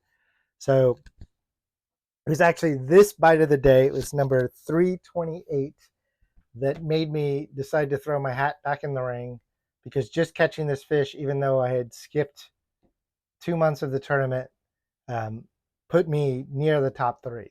And so I decided to go for it, and I ended up getting second this year.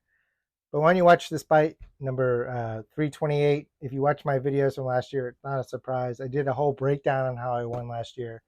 But here you go.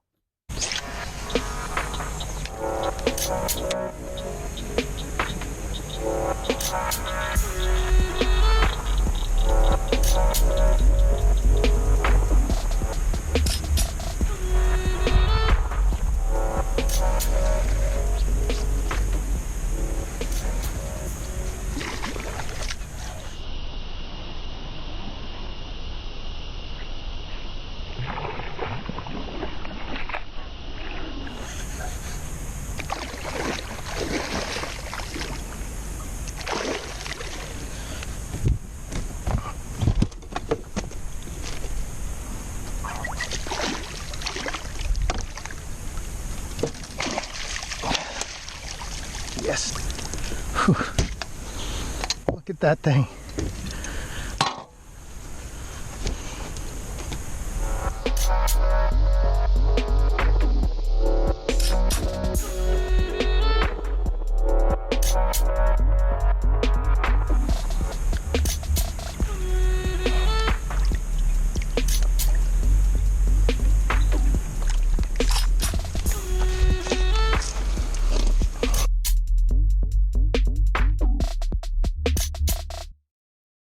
So yeah, you catch an 8-pounder basically and you're back in the game. Although the tournament was done by length, which actually worked out to my favor.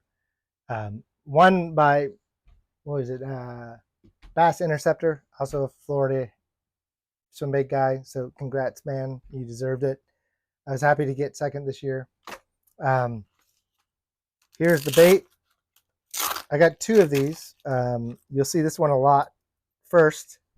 It is the floating version, which I custom painted to be a spotted sunfish. It was originally the bunker color. I'll show you what it looked like before as well. It's pretty beat up now.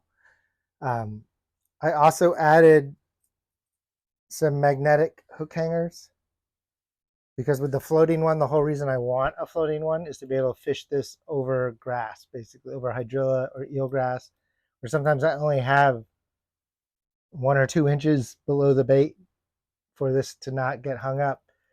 And one of the major problems with glide bait fishing around grass or any cover is that one little piece gets on here and it ruins the action. That fish, though, was the first of 2 where I realized, just in this short window in the summer, where I would get it kind of hung up in hydrilla, and I'd just pop it out like you would, say, a chatterbait. And that's when they would hit it. I've never had that be a thing before. It wasn't a thing 2 weeks later. My normal way to catch a fish on an Explorer gill is a slow retrieve. No, I don't give it any kind of pop, any kind of like twitch, just slow, steady retrieve. And it just goes. And they just see it. And then it's like, I think they think it's like a drunk bluegill. Let's go eat it. All these are going to be on this setup, which if you watch my videos, it's not new. It's my Dobyns Fury Corona 200 with a Gomexus handle, straight or running 65-pound X9 to now a 20-pound Suffix to a Spro clip. This is Suffix mono. This is the medium. I forget the exact weight. I think it's like a 40-pound test clip, which is basically like a split ring that is open on one end, so you slide it on and off. It's not like a clip that opens and closes. I break this all down in my how I won this tournament last year video, which I'll also link in the description below. I also added that same shrink wrap rod grip thing to my Dobyns because my EVA was getting all torn up. And I really like it. Like I said, I'll do a little hack DIY video soon, and I'll explain all of that. Got my Chad Chat on there. Caught my birthday fish on. But that 8-pounder, bite of the day, number 328, was the biggest fish I caught on the Explorer gill this year. Not the biggest fish I hooked. I lost a very big fish in very shallow water. In fact, I'm just going to stick that in here. It's the one that got away. I forget what chapter it is. It's another series I do. Obviously not as prolifically as I do the bite of the day. But when you watch this, me losing a DD in like less than a foot of water.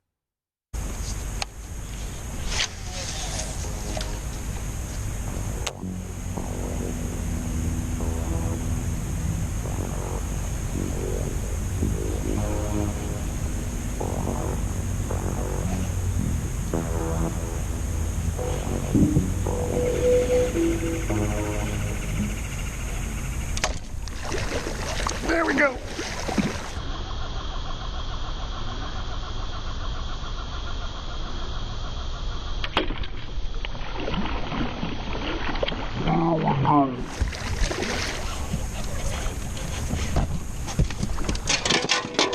Oh.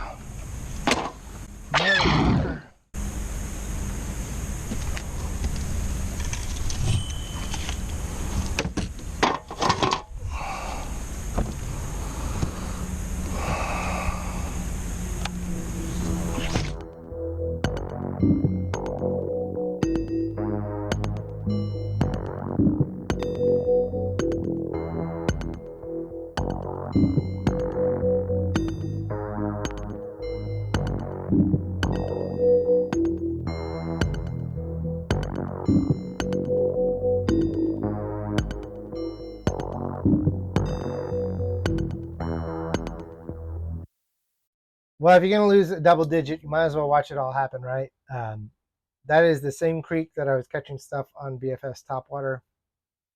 Just a magical creek at that time of the year. Moving on to the next bite of the day. So the last one was 320, 322 after the one that got away. Numbers don't really matter. Watch this bite.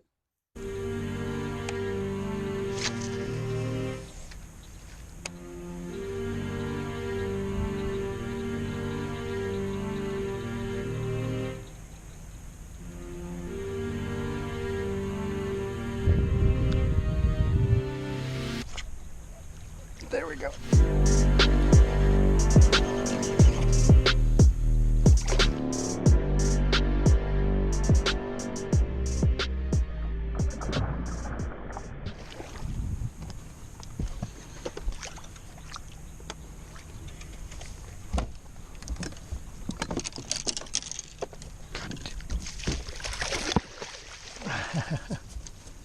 Jesus.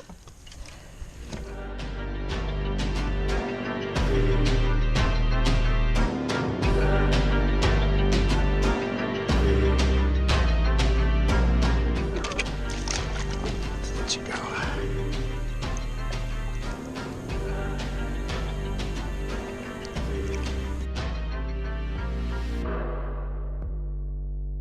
So all I'm going to say about that bite was that it's the same deal, slightly smaller fish, same day as that 8-pounder, where same bait, and it was all about popping it off the hydrilla. And it wasn't the only fish I got bit that day doing that. It was just the only 2 that I landed or that actually got the bait. It always amazes me that they can hit any treble hook bait and not get hooked, but they're very good at it, apparently. So part of the reason my bite of the day videos have gotten slightly sparser this year is that I've run into a lot of camera difficulties. I tried to upgrade cameras so that I could get higher quality footage, and they're just way less reliable. They shut off without any reason, overheat, all these problems. So in the summer, it's hard for me to get videos, and now like I'm having problems with battery life and memory card stuff. So I didn't get every fish that I caught in the Baitsanity hookup tournament, but this was a cool one. I at least got it on tape. Entirely different setup in terms of the cover and everything. It's pretty cool. Why don't you watch it?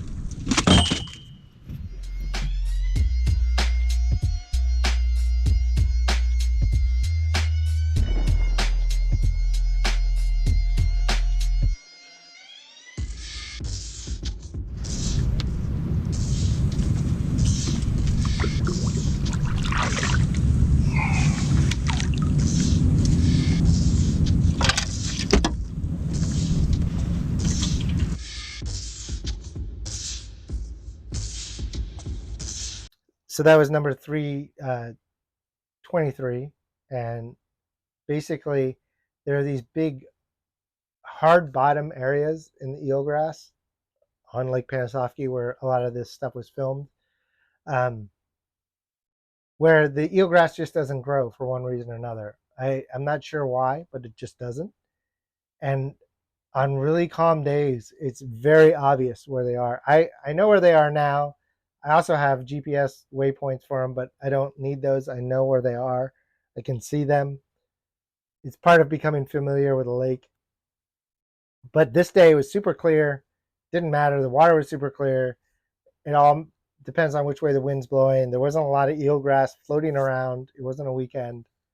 And I basically was throwing this glide bait and fishing it for like 30, 40 feet in these holes. And that's all I could fish it because the eelgrass is topped up all the way around it. But if I could get a cast right to the edge and reel it across, I was getting some bites, and then I caught that fish, which was worth a point. Well, that helped me get into the top 3. I caught a couple more. I only got one more on tape. Like I said, I was having camera problems, especially in the heat of the summer. This is the last fish that I caught during the tournament. Wasn't very big, but it added another point, and I ended up second because of it. All of these have been on the same floating one in my custom color. I caught some on the non-floating one, which we'll talk about in a minute. But I feel like the floating one is overlooked. Everyone likes the sinking one because it is easier to fish. But I'd rather, if I only had one, I would buy the floating one and then add weight to it. Because you can't make a sinking one float, but you can make a floating one sink.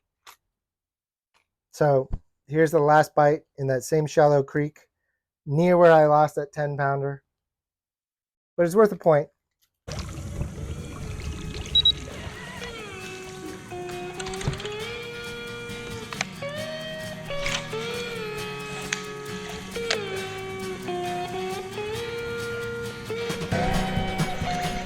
There we go.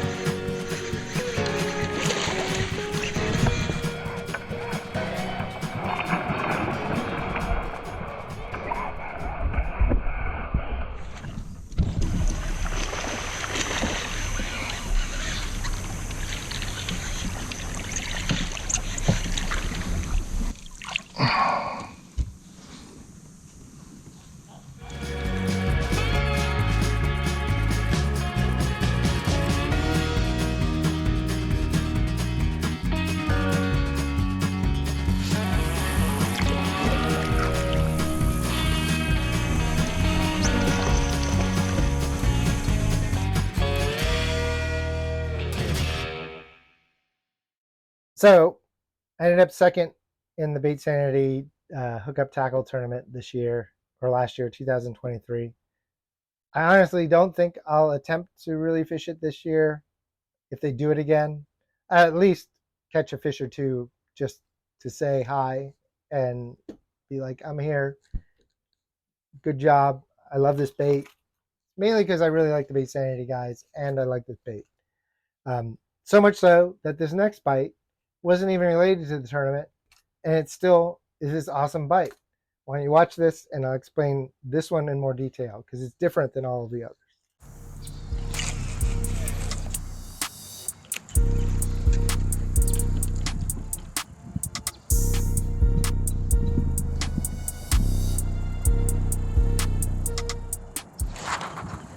There we go.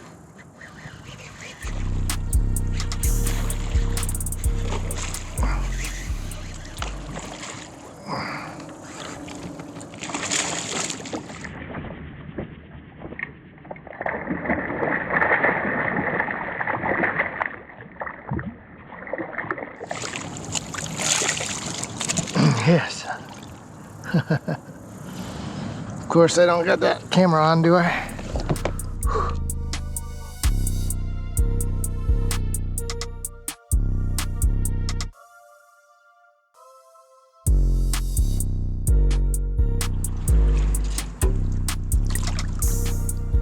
There you go, girl.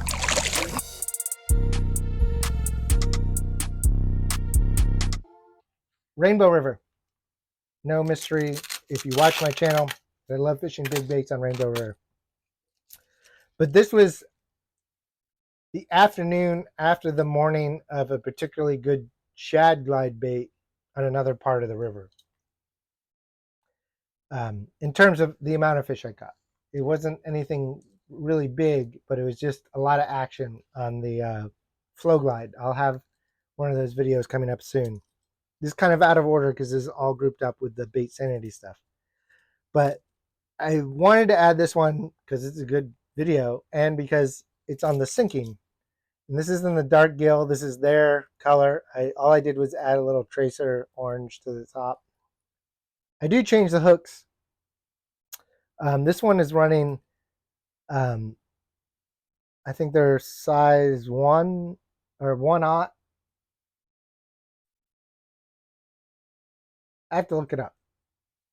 They might be size 2. I think they're size 2 ST36. Either way, they're ST36s. They do have swivel hangers on these. So I don't run the ST35s except on the front hook of the bluegill that I put the magnet in because it'll sit like that. On the back of this one, because it's my floating, so I was trying to keep the hooks light, I'm running a G-Finesse Gamakatsu hook. Both are Teflon coated. But honestly, the ST36 has just as good of a hookup as the Teflon coated. The hooks that come with this bait are amazing too. I just like a little bit bigger gap. They're slightly EWG hook, and I actually end up taking all of the hooks that I've had on these Explorer gills because I've gone through a lot between the two tournaments. I think I've owned 8 of these. I only have 2 now. Well, I have 3. I have 1 on the Stump of Fame. But all the hooks that come stock on this go on a couple of my big walking baits, and they're perfect for that, which is an upsize for those baits. But yes, entirely different bite with this one. Fishing Rainbow River in the current, in this section where I've always felt like there should be fish.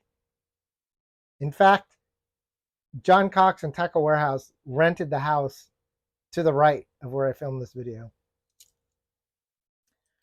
And I threw this and I just kind of overcooked it a little, but I knew I was, so I kind of feathered the line so this landed just on the edge of the Kissimmee grass. And I was hoping, and luckily I got lucky that time, where I popped it and it didn't pull the Kissimmee grass off with it. And as soon as it popped, and then I just went into that slow retrieve, and that 5-pounder nailed it. And I didn't see that fish coming. I didn't even know there was a fish there. It was just a random cast, and it was a lot of fun. And it was the biggest fish of the day, of a good glide bait day, but that was my biggest fish. And it was all because I was throwing the sinking. In that current, it's hard to throw the floating unless I weight it down so it didn't float. And sometimes the darker color is the ticket. I go back and forth between the lighter one and the darker one. They're not a whole lot different, but this one also looks a little like a tilapia. So if I see tilapia, I'll throw this one. Since this is this, I want the darker one for sinking, since it's going to go deeper, and a lot of places I fish are pretty tannic water. That darker silhouette I feel works a little better. I mean, it doesn't sink very far. We're talking like this. This one just will skim the surface and maybe go down a foot if I do want to work it deeper. And this will start at a foot and maybe go to 3 or 4 feet if I don't let it sink. You can add weight strips to it like I did. Beat Sanity gives you some tungsten weight strips with them. One of my favorite baits of all time, Exploragill. It helps that it's won me some money. Not nearly as much this year or last year as it did the year before, but still awesome bait. And my Dobyns Fury 806, like I said, same swim bait rod you've seen in all of my recaps. Only thing I did was add that shrink wrap to the grip of the rod, which will be another video. All right, so now we're going back into my standard recap stuff all in a row, pretty much. Yeah. We're at number bite 331 in the context of how I'm doing this. It will be in chronological order from this point forward. This is a finesse flipping bite. And I didn't even think this was a thing I was really going to do anywhere other than, say, Rainbow River, where it's super clear, where I grew up doing something similar to this. But I was just in that same creek, and I decided, hey, let's see if this works. And I also found a new soft bait that I like. So why don't you watch this, and I'll tell you while we're at it.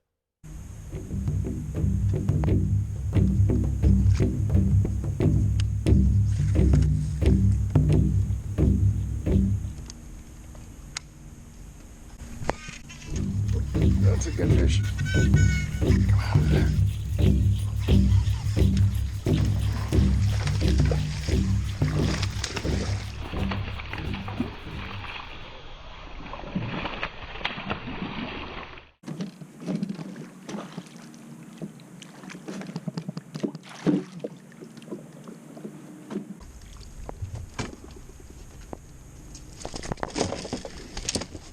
That was unexpected.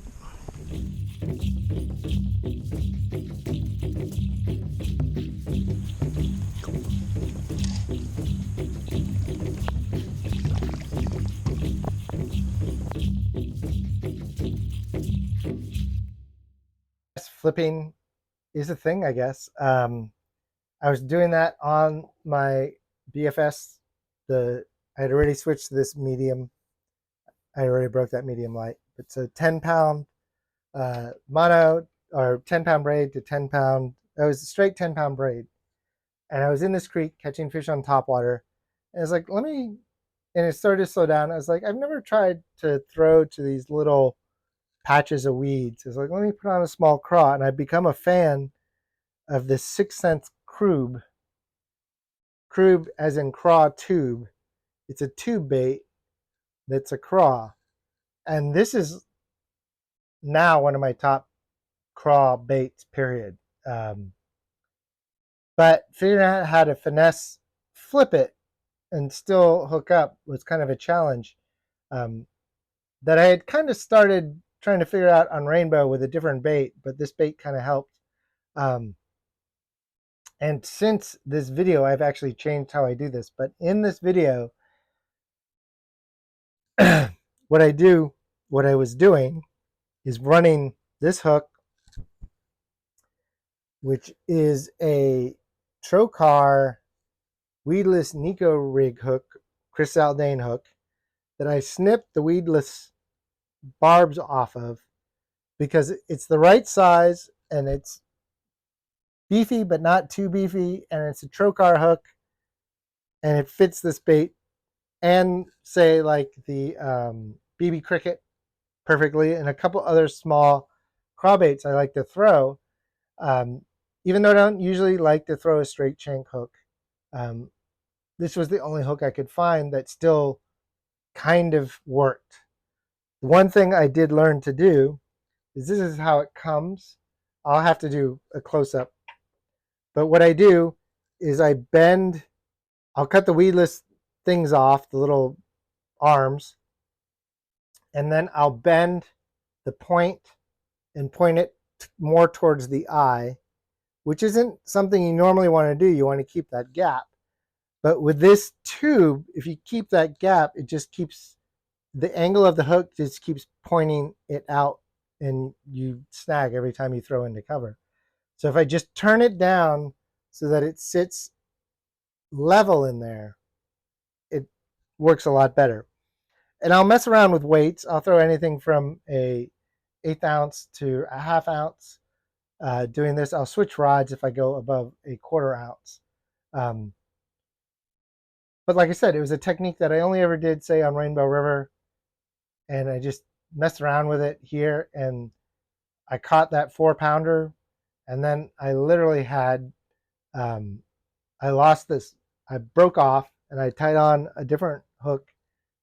This is when I was still figuring this out. So I tied on just a small Gamakatsu EWG hook that fit the bait, flipped into this little patch of a hyacinth, and hooked 8-10 pounder, and it literally bent me out. It straightened the hook out. So that's when I decided to buy more of these Trocar hooks, because they're definitely beefier but still finessey enough that it works for doing this. And when you cut off the barbs for the weedless, you almost get a little bait keeper. Even though it's going the wrong way, it still kind of holds the bait.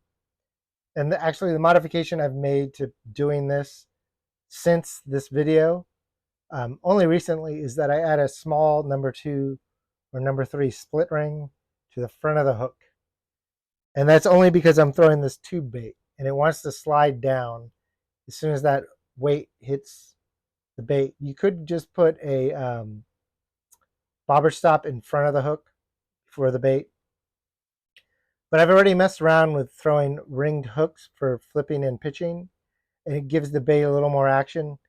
And I was like, well, what can it hurt? And it literally doubles the lifespan of these little crubs with this hook and the setup I do. So I was saying how the Free Rig is one of my default weedless baits of the year. This is my other new, it's way newer than the Free Rig, even for me, is flipping and pitching with this little bait, with this hook, with a ring, and say a 1/2 ounce tungsten bullet weight that is pegged, bobber stop, because I don't want it to slide down for this technique. And obviously it catches big fish. So finesse flipping, don't overlook it. It's a sneaky way to catch some more fish. Actually, I think Tactical Bassin just talked about it in their last video, but I can concur with them if that's a shock to you.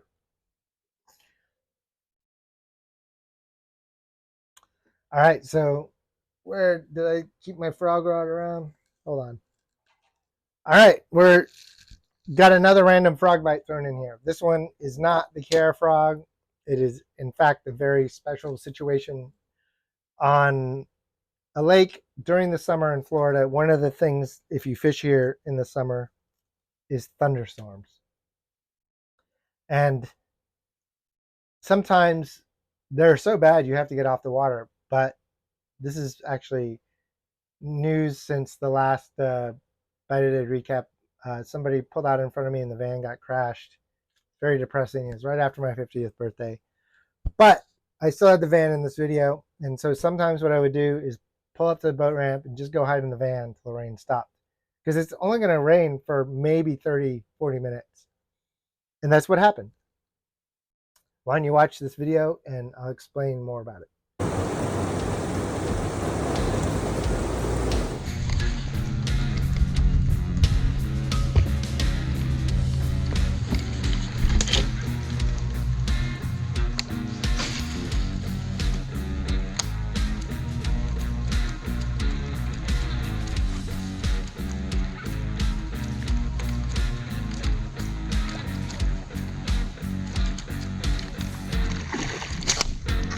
Yes, there we go.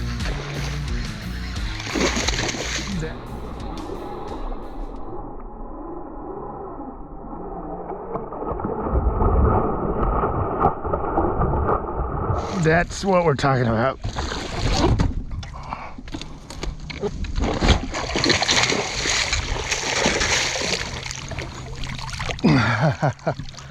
Holy shit.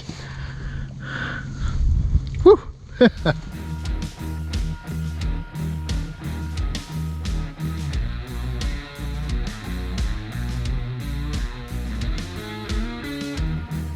All right, baby. Sorry about that.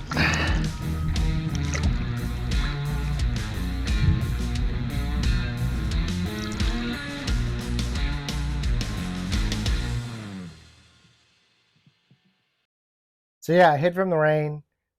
Actually, before the rain, I had run into Calvin and he'd been on Lake Alto since the morning. And this was like late afternoon. And I was actually doing work nearby and just brought my boat so that I could go in at the end of the day and do some fishing. And the rain hit pretty much within an hour of me getting there. And he left. He said he had a slow day. But anytime it rains, torrential rain, heavy thunderstorm in the summer in Florida, the first thing I do is grab a frog. Second thing I'll do is grab a weedless lizard. But first thing I do, grab a frog. And I basically went to a spot I had fished hour and a half earlier before the rain, not a single bite. And I actually went up in this creek and turned around and threw back out of the creek. So I'd already gone through this section, but the water was moving so much faster through there than it was an hour ago. And even 5 minutes ago, as the water was coming down the creek, that 7-pounder was just sitting on that patch of grass. And I was in a creek, so I was flipping under or skipping under trees. And my favorite skipping frog is the KVD popping perch. It just skips really well. And since I was just coming out of the creek, I didn't switch baits. And I only throw it, or I should say, I try to mostly throw it in the clear, it's called the shad spawn color, because it's considerably softer than any other of the colors that Strike King makes. Because the hookup ratio of any of the other colors is, I'd say, 20% less than this. It's just that much better. And you can't really go wrong with a ghosty shad clear color in Florida. I really do like some of the bluegill colors, but it's frustrating to know that I'm missing fish not getting them to the boat because of the hookup ratio. Same frog setup, the Shimano Claris SLX reel, 50-pound braid. Just keep your frog on if you're fishing around thunderstorms in the summer, because what happens is that the runoff attracts all the little bait. Little bait tracks the slightly bigger bait, then you end up with the bigger bass. So the same bass that had no interest in being in that mouth of that creek 2 hours ago is all of a sudden up in that creek. And they're following the cooler water. They know where it's coming from. You can see it disperse out into the lake. And you can kind of follow it with your graph if you have one. and follow the temperature and see where the current goes. Obviously, I didn't have to do this with that fish because it was right at the mouth. KVD frog, like I said, favorite skipping frog. Way better than any other frog I've ever tried to skip. And the clear shad spawn color is the color. All right, so now we get to go into some big baits. I'm going to have to grab a different rod, so hold on. All right, we are halfway there. Well, not really, but this is bite number 333. The Tactical Wake Bass. Oh, the Tactical Wake Bass. Here's the Tactical Wake by Riveted Sea and Tactical Bassin. I'll explain more about how I got this bait, but when you watch this video, it's pretty impressive how this fish hits this bait.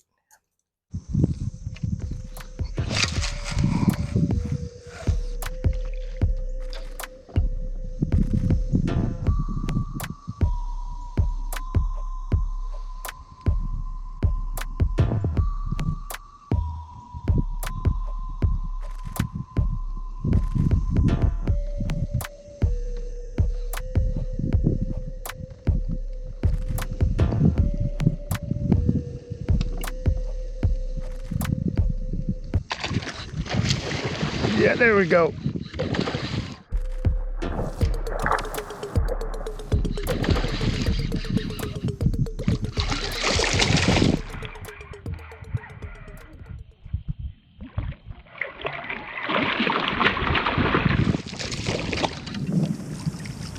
Yeah.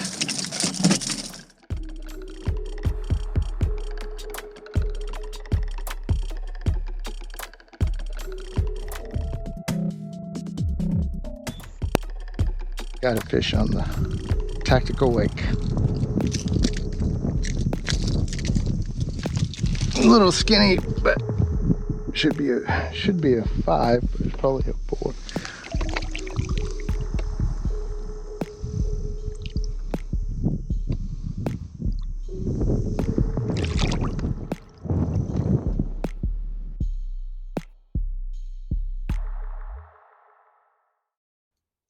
So yeah, that fish destroyed that bait.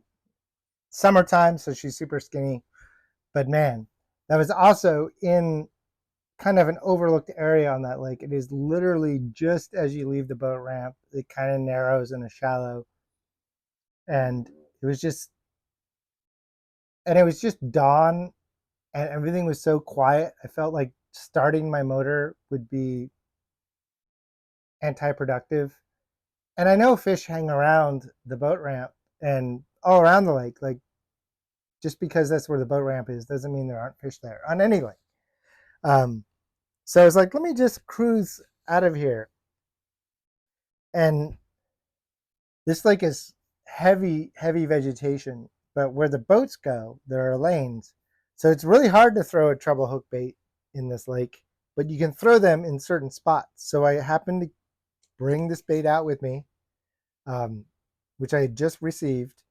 And I was like, okay, I can throw it in some spots. And this is right at the beginning of the day, and it's in the boat lane. So out of the entire lake is one of the clearest areas to fish.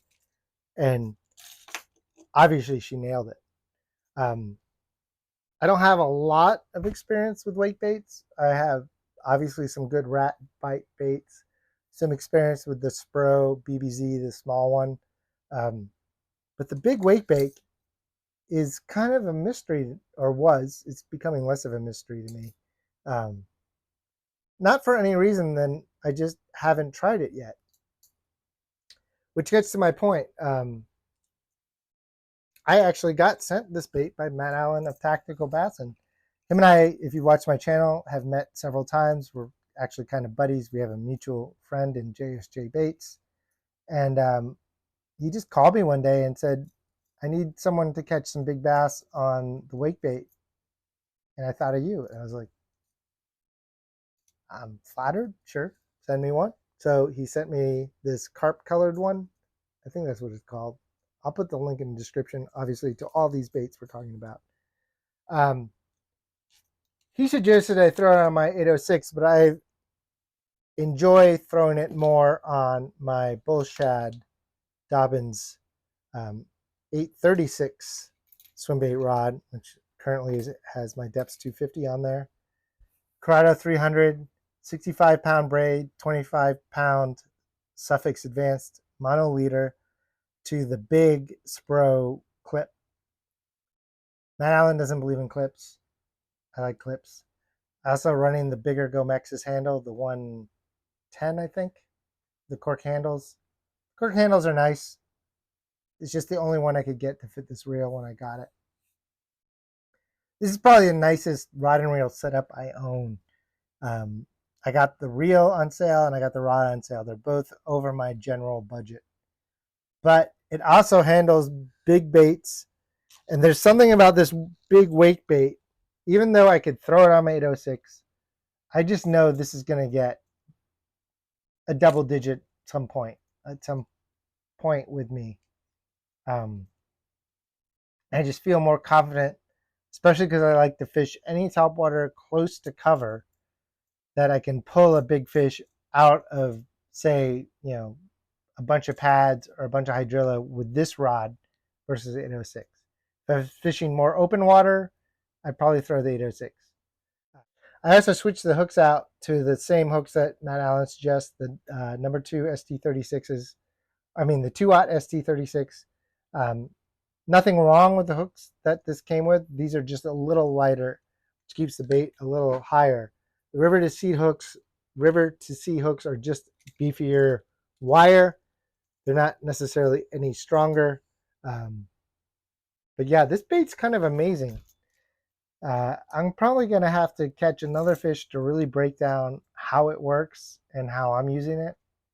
But for a first fish, it wasn't my first bite, but that was my first fish I landed. I got a couple bigger bites. I don't know how they missed the hooks, but they did. But we're warming up now. Expect to see way more from the tactical wake. Pretty much have it tied on at the beginning of every day and the end of every day lately. It's a cool bait. You can, just the way it walks slowly or just wakes slowly. They definitely did a lot of research and took a long time to put this out, and it shows by its versatility. It's definitely the most versatile wake bait of any size that I own. Like I said, just wait till I catch a bigger bass and I break it down even more. Like I said, I'm throwing that on my Dobbins bull shad rod, which is the 836 with the Corrado 300 65-pound braid to 25-pound leader, Gomex's handle, Spro clip. My favorite, most expensive setup for throwing those big baits. Okay, next up is actually one of my buddy Justin's catches. This bite of the day, number 335. And he catches a wakebait bass, which seems appropriate to be right after my wakebait bass. But this is on the Toxic Baits Wade Hogs. Why don't you watch this? Oh, there you go.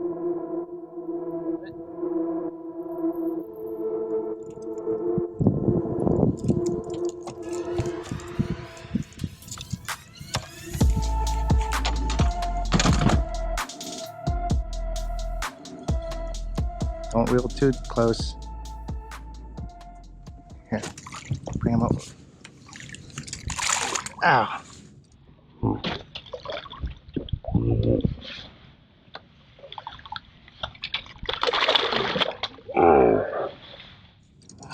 Almost got me. There you go, buddy. Oh, that's it. Awesome.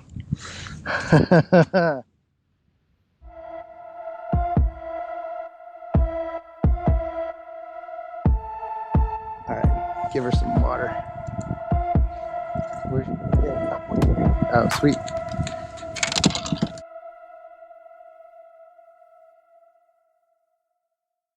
I'm sure somewhere he sent me information on what rod and reel he used, but like I said, this is the second time I've tried to record this recap, so I have since lost it. But I'm sure it was a nice swim bait rod and some kind of Shimano 300 Corrado or something like that. Justin tends to fish nicer stuff than I do. But that was on the toxic bait weight hog. I think he's just like, do you think a weight bait would work? I was like, I'd try it. They eat bluegill in this lake, and didn't take very long. And that wasn't the only fish he caught that day. That was just the bigger fish. And like I said, I'm still trying to figure out the bigger weight bait bite. So it was awesome to watch him catch a fish on the bluegill weight bait. I'm gonna have to get one day, but he just came out with the ABS version, so maybe you can actually afford one. But yes, the Wade Hog, my buddy Justin, awesome catch. So next up is the weedless 8-inch mag draft. And yes, I know that doesn't exist. You have to make it yourself. Watch the bite of the day, and I'll explain a little bit more.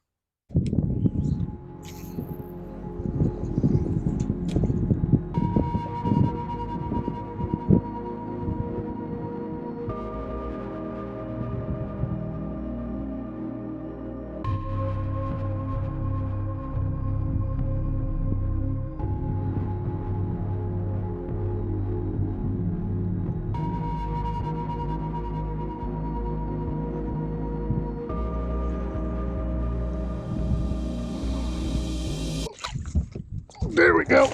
Oh my God. Yes.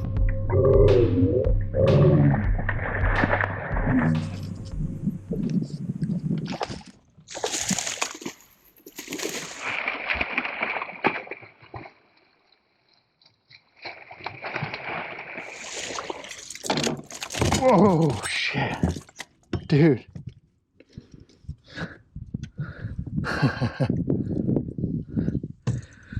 Whew.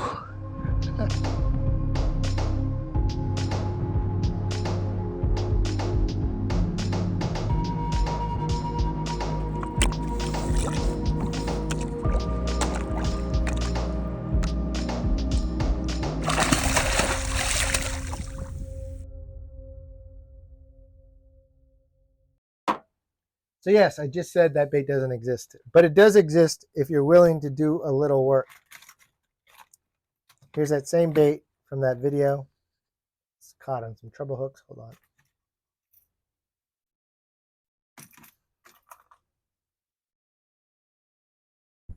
It's even the pearl color, and I hate white baits.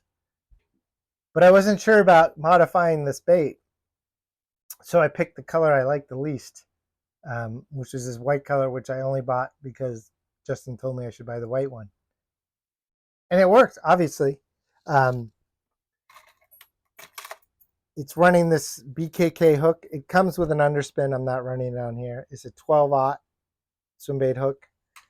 So yeah, the modification on this bait requires you getting a really big swim bait hook. And I had recently acquired these. Same one, the other one from the pack is in the bait. But this is one out of the bait. It is a 12-aught BKK swim bait hook. This one has a removable underspin. The weight is actually removable as well. It's got that slick coating. It's got a super sharp point. I add a bigger screw lock, which I've mentioned before that I buy these screw locks from Amazon that are longer. Always use the center pin version. These don't come with a center pin style. Only Owner does.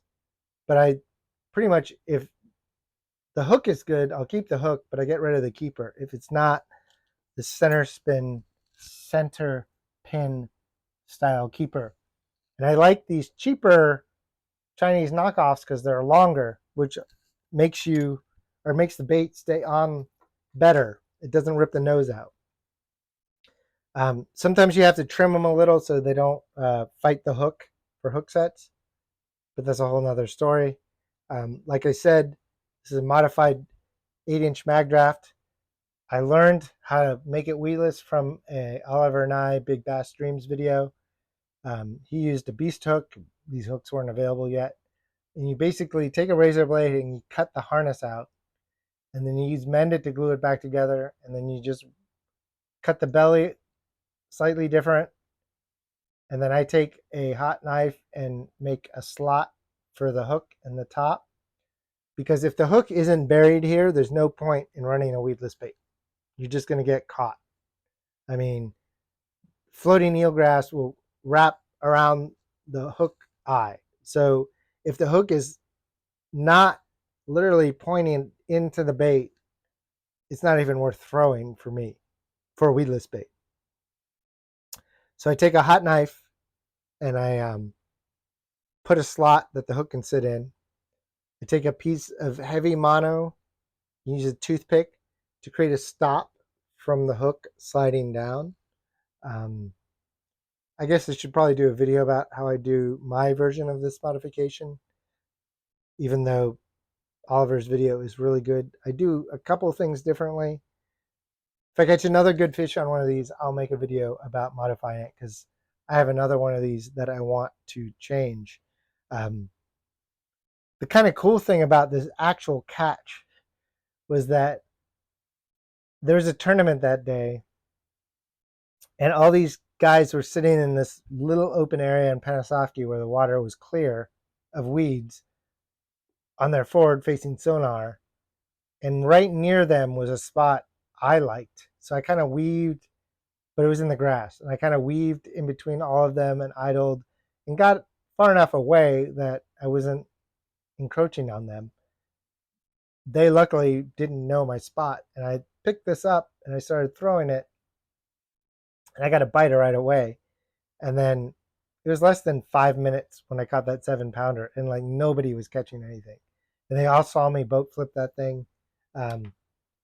Here's the rod and reel. It just goes to show the power of the big bait. You can be in the same area and the fish just won't bite, and you just present them with something big and they will bite.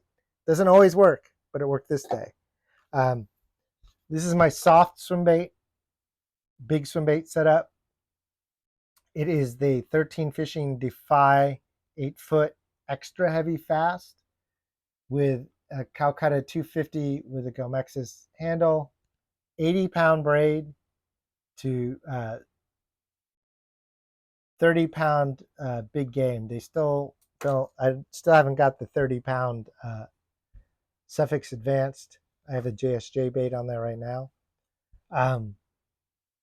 I know that Tactical Bassin Dudes actually today just mentioned how they like the heavy for soft plastic baits, jig hook baits, and weedless baits. And I had the heavy, and I liked it a lot. But when I broke it, I went to the extra heavy, because when you're sinking a 10 or 12-aught beast hook, which is what I'm doing with this rod, there's no reason not to run an extra heavy. I really like this 13 Fishing Defy Black, even the heavy, for the fact that they run bigger guides, and they're all triple foot guides and all the way till the tip. And I can run 80-pound braid to 30-pound mono leader, and the leader knot never gets stuck. This Cryo 250 or Calcutta 250 is perfect. I could probably go to a 300, but I was gifted the 250, so it works pretty well, or definitely very well. I will throw some of my weedless baits on my bull shad rod, only when, usually that's only when I have somebody else in my boat throwing swim baits, and it's hard for me to fit all my swim bait rods and their swim bait rods on my little 16-foot boat. This is the one rod that only does one thing, so sometimes I'll leave it, because the bull shad rod can do almost as good of a job as this. I do like the faster reel of the Corrado 300, but I can't afford one yet for this setup. But yeah, the Defy Extra Heavy, do not ignore it. It's, nobody talks about it. Everyone talks about the heavy. The extra heavy, if you're fishing in Florida, trying to catch big fish with 12 or 10-aught weedless beast style hooks, it's the rod you want. And yeah, 80-pound braid. I just stopped fucking around. Just 80-pound braid to 30-pound leader. And I only run the leader as a little shock absorber. I don't even think most of the time when I'm throwing these soft baits, weedless, it's in weeds. So I don't think seeing the line is an issue. I just like to have a little bit of shock absorber on the line because I'm throwing such a stiff rod that it just, when I set the hook, it just gives me a little instead of ripping the hook out of their mouth. But obviously, last year, one of my biggest fish was on the 8-inch mag draft with the treble hook. Now that I know and I'm confident in rigging it weightless, I'm going to probably convert most of my 8-inch mag drafts to weedless, which just means I can fish them in way more of my spots instead of, I can probably throw a traditional treble hooked mag draft in 30 or 40% of the places I fish. I can throw a weedless one in about 100%. So I'm sure I'm going to convert the ones I have left to weedless, and I'll make a video about it. All right, what are we at now? We're at number 339. And believe it or not, this is my first real A-rig fish. Not a very big fish, but I don't throw the A-rig a lot just because I don't fish deep and I fish around a lot of weeds. I'll throw my Alpine rig, which is like that modified mini A-rig. But this day I was in an area where there's some open water and I was like, maybe I'll throw an A-rig. And then it's like, oh, maybe I'll throw this swim bait on there, slightly bigger swim bait on the back too. And I caught this fish. Why don't you watch it and I'll tell you about it.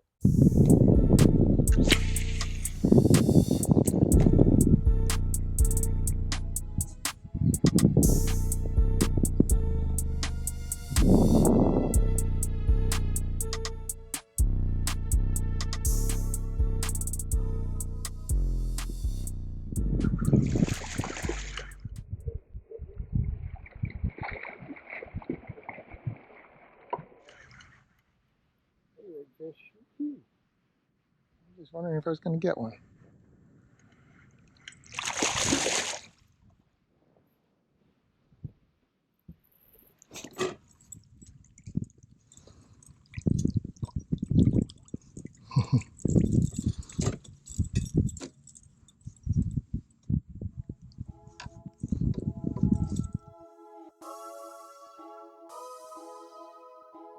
Cool. Biggest fish of the day. A little 3.5.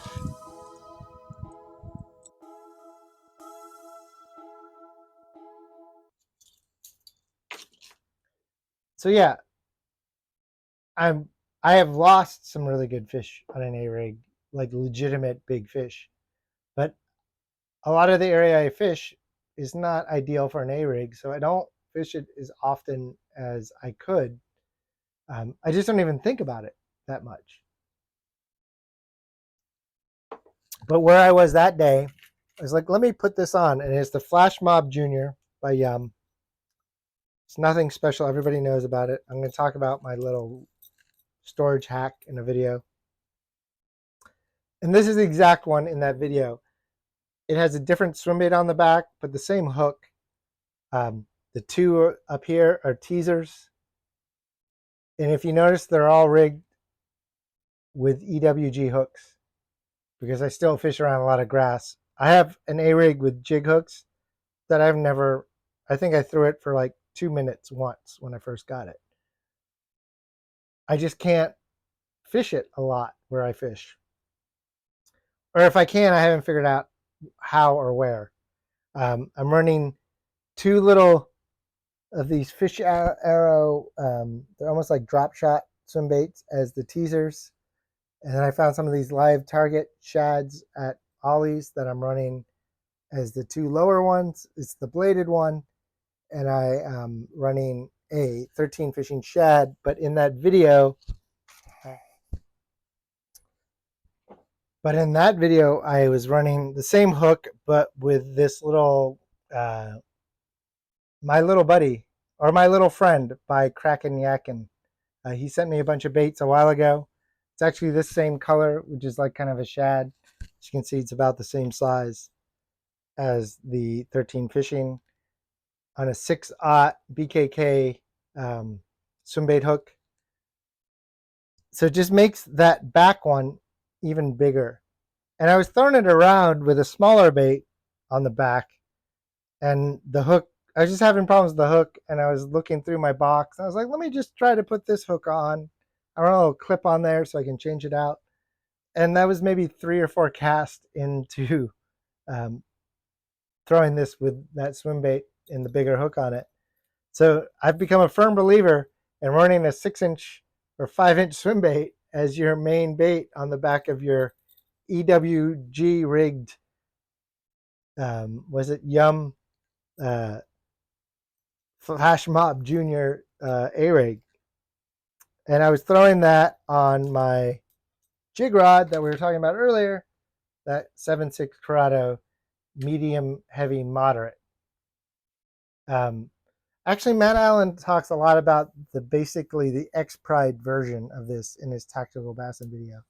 And I'd have to agree that this is pretty much the same action as that. That this is probably my most versatile rod. And if I had to pick one rod to go fishing in Florida with, and I only take one with me, this would probably be it. Because I can do everything from Texas rigging. I've thrown big spinner baits on it, big buzz baits, A-rigs. I used to throw a lot of my moderate size glide baits. I throw my smaller weedless swim baits on it, smaller as in 6 inches or smaller. It's my Big Easy rod. It's my weightless 7-inch Senko rod. It's my worm rod. It's an awesome thing. So that's why I actually put that Bantam on there, because I probably do more with this rod than almost any of the rods I own.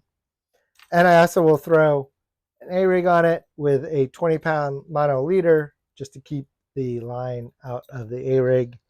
It's even worse than spinner baits. So not a big bass, but I thought I'd throw it in there because it's my first A-rig bass. So next up is another glide bait bass in the grass. But this time it was on the Bait Sanity Antidote. Why don't you watch it and I'll tell you why this was kind of cool.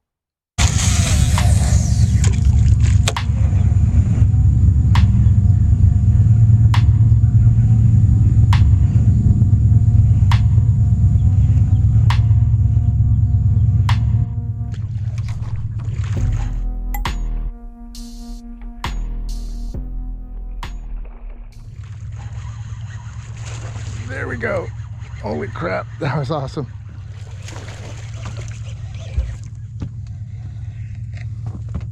Skinny fish.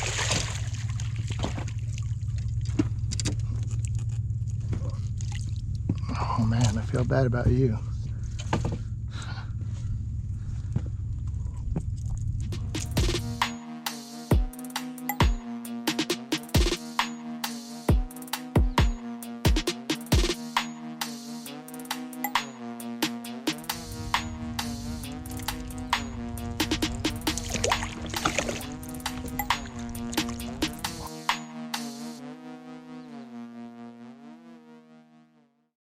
So yeah, this bite was in a very similar area to where I was saying the open area in the eelgrass on Lake Panasoffkee.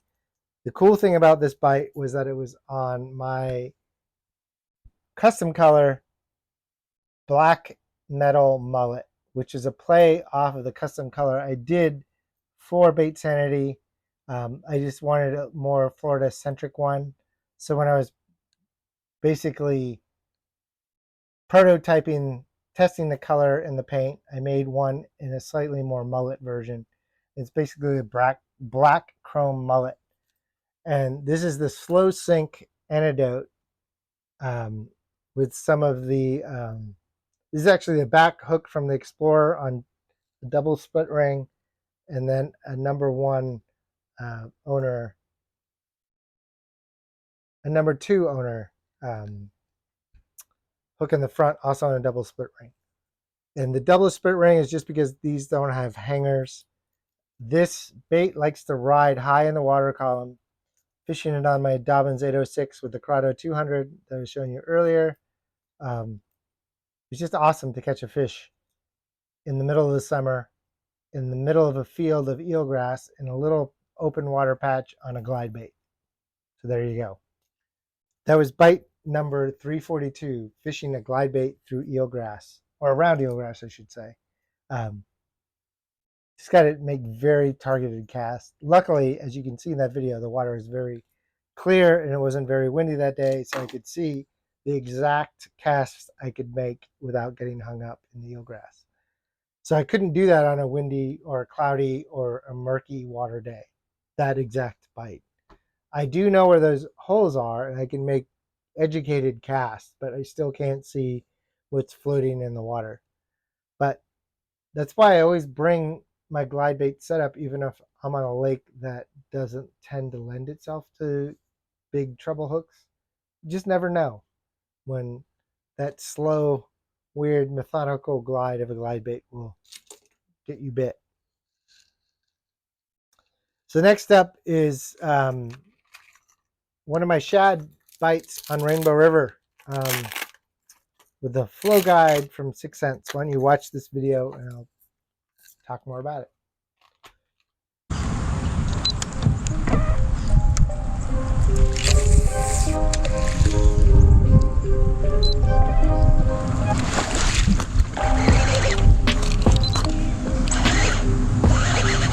That's good fish.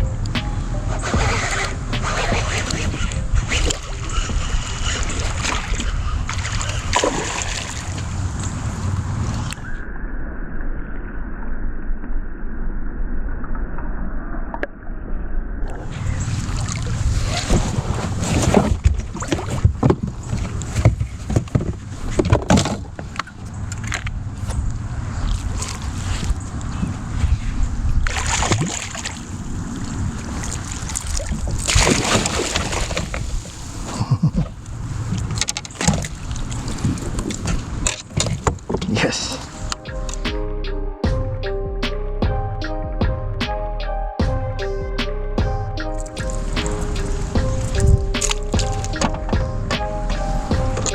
Pounder.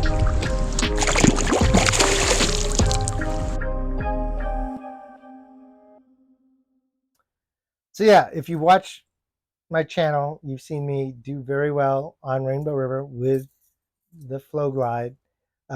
Not a lot's changed. I lost the bait in that video and since replaced it with a new one.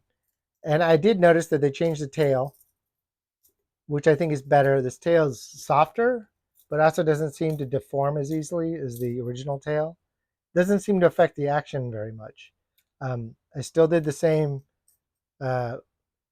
joint modification that Milliken did a video on where it gives it a greater range. I did take a tiny bit of Bait Sanity tungsten strip and put it right there. I switched the hooks out to ST35s with a BKK ring. These ST35s sit up, well, the front one is the ST35, sits up better because it's got that 90-degree. It's in my Bait Sanity video from last year. And I'm running that same G-Finesse hook in the back. It's one of those baits where they nip it a lot. So I try to put the sharpest hooks there are on there. And luckily, since this bait is big, but it's pretty small overall, it's way smaller than, say, the Chad Shad or Chimera Shad by Bait Sanity. These hooks are pretty close together, which helps the hookup ratio. And it's just maybe an inch smaller than the Chad Shad. But the key is you never want your hooks in any of your changing of hooks. You don't want your hooks to be able to easily get tangled up together. I mean, if it's possible, it's okay. But if it's likely, it's not a good idea. But yes, this bait, if they're eating moderate size gizzards or small gizzards, this would be a small gizzard, or big threadfin, or if they just start schooling up on big schools on shad, it doesn't even matter if it's big or small. You throw this in there and oh my God, just hang on. This was one of my top baits of 2022 for a reason. I just didn't fish it as much in 2023, but when I did, it got bit. And I was throwing that on my same 806 Dobbins Fury with the 200 Corrado. Same setup that you saw in the Bait Sanity videos in the Explorer Gill. Yeah, so next up, we're going to do a group of bites, not by technique, but by region, basically. I went down this winter to fish with my buddy Justin. After I went to Art Basel in Miami, I stopped in the Fort Lauderdale, West Palm Beach area to do some fishing with him. And we'll start it off with this peacock bass on a topwater.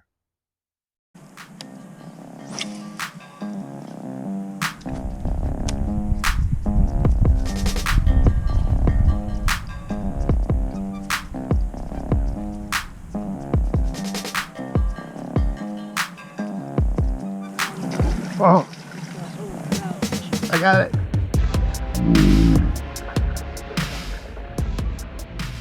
I got it. You know how people release their koi in these ponds or whatever? I saw like a 2-foot koi over there. I believe it. Yeah. It's at least like 50 pounds.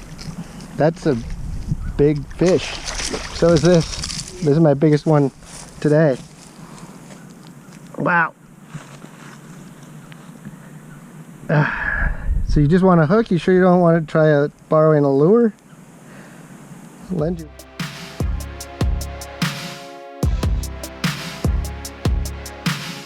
Top water.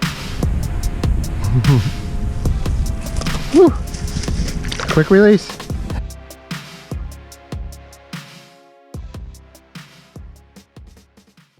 This is what I'm going to talk about, my new topwater rod. Where did I put it? It's right here.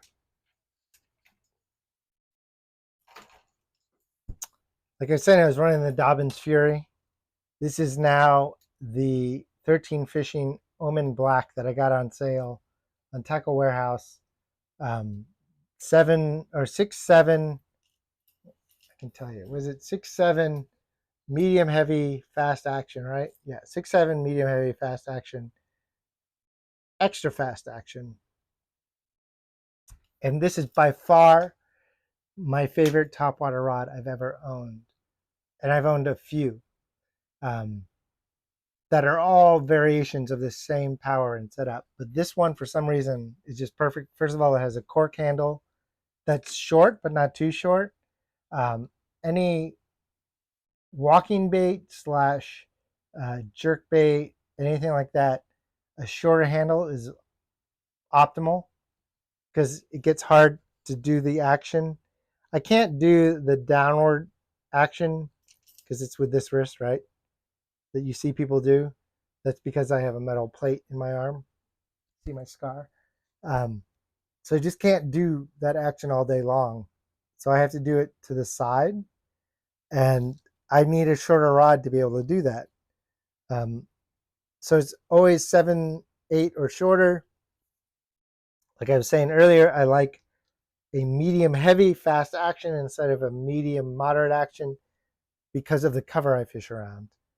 And this rod just does everything I wanted in a topwater rod.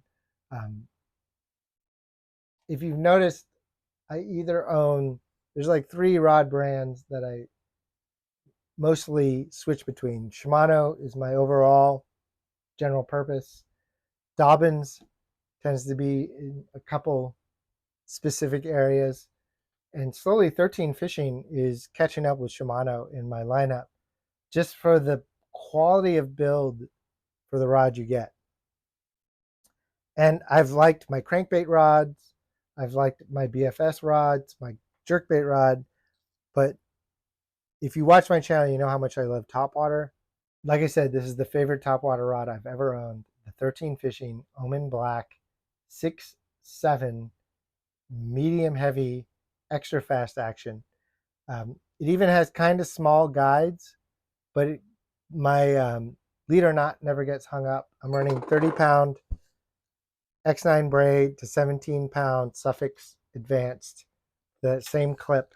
In that video, the only difference between the other videos is I was running the bigger Gunfish, the Gunfish 115, which is the same rod, works perfectly to throw. Also, one of my favorite, pretty much the Gunfish lineup is my go-to walking bait. I just have so much confidence in all the different sizes. This 117 is more of a traditional pencil style with 3 hooks. And the first day I used it, I caught a 4-pounder on the second cast. It's just amazing. All of the Gunfish. They have a little rattle, but not too much.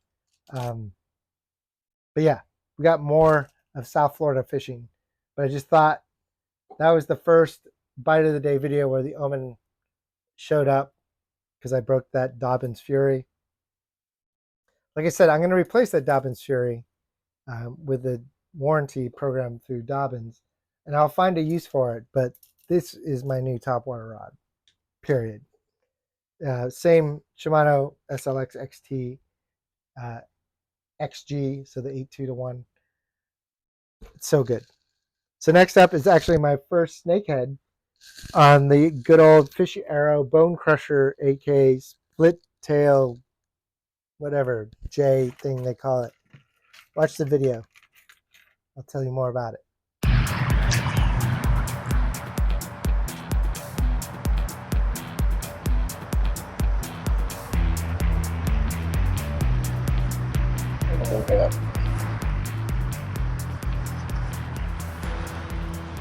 That's what you're talking about.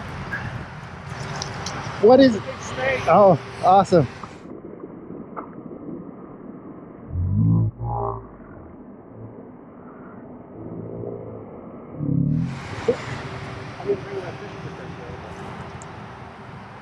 That's a big fish.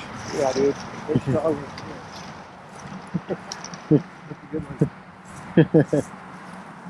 I am going to pull him up over here.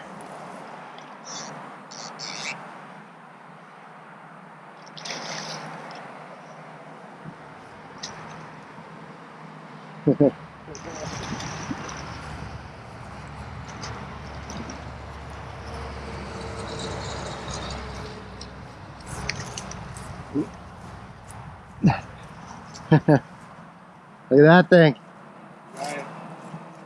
That's a beast. Good one.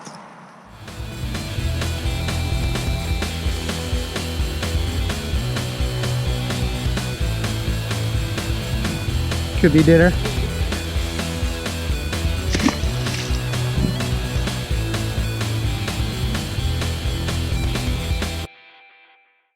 So yeah, flukes. Everybody loves a fluke, and I love fishing the fluke down there in South Florida. I've gotten so many good fish on it. It's hard to catch the peacocks on it because anything weedless, their mouths are tougher than bass.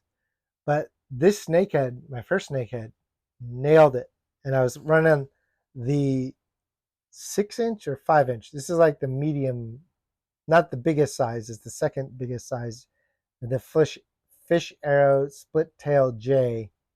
But if you watch a little video from Tackle Warehouse, it talks about the bone crushing sound of the foil. So I call it the bone crusher. And I I run that bait on the hook that Gambler makes for the Big Easy. This is the wrong size. There's a smaller one. This was just the one I could find for this video.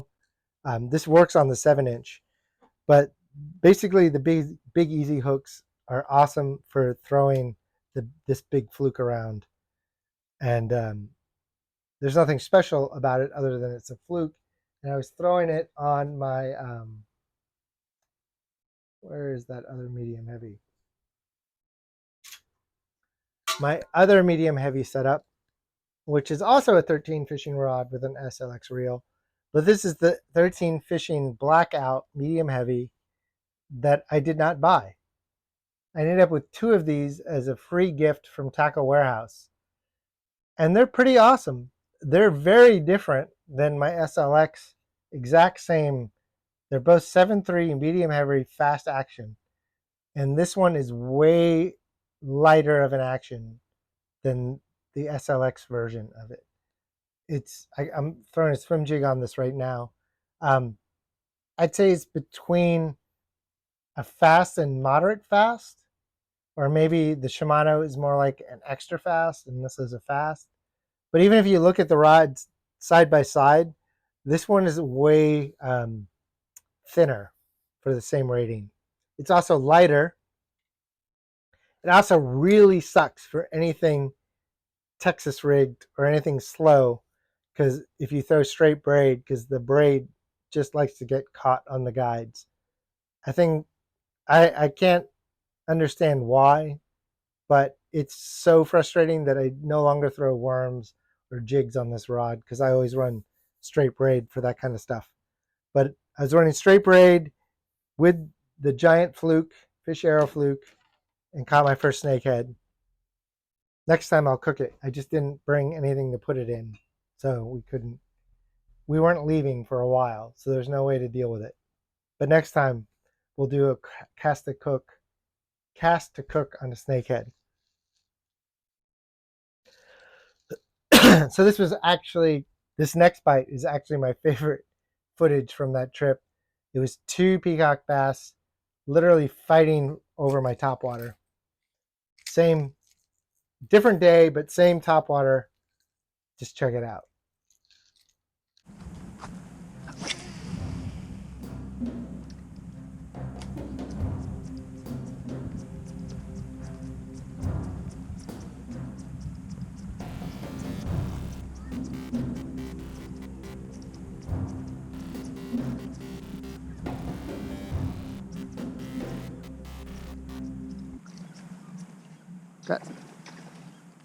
Got one.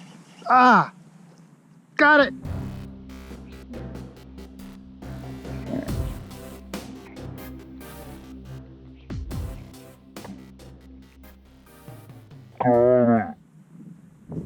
Woo, got one.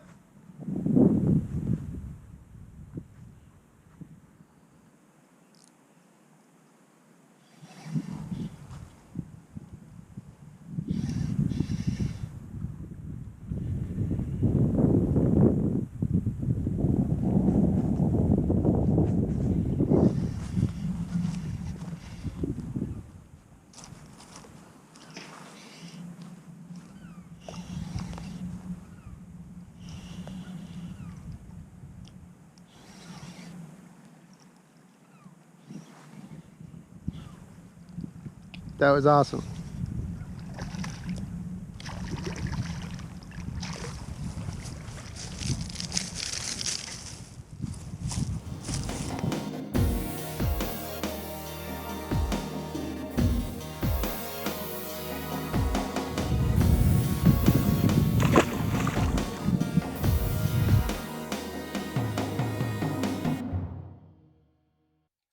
So yeah, I got nothing to add about my equipment or anything. It was just awesome to watch 2 peacock bass fighting over the same lure. It was the same spot as the last topwater peacock, but on a different day.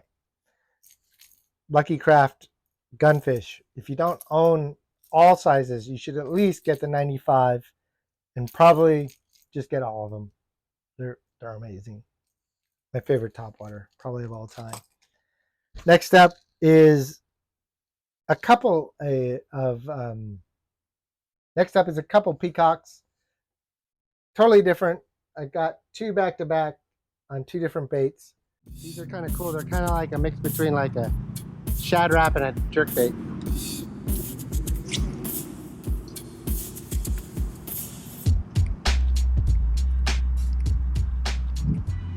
Got one. There you go. Finally. When I was hooked up under there. That's one of my first clean pulls through there as well without getting any. Yeah. It's a good one.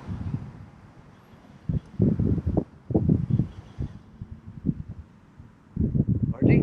No, I think it's a peacock. No, it might be a largie.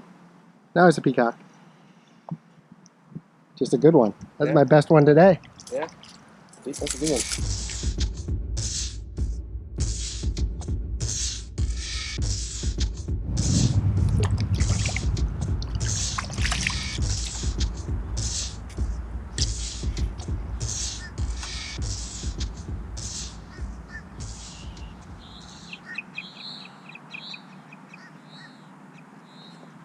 Got one!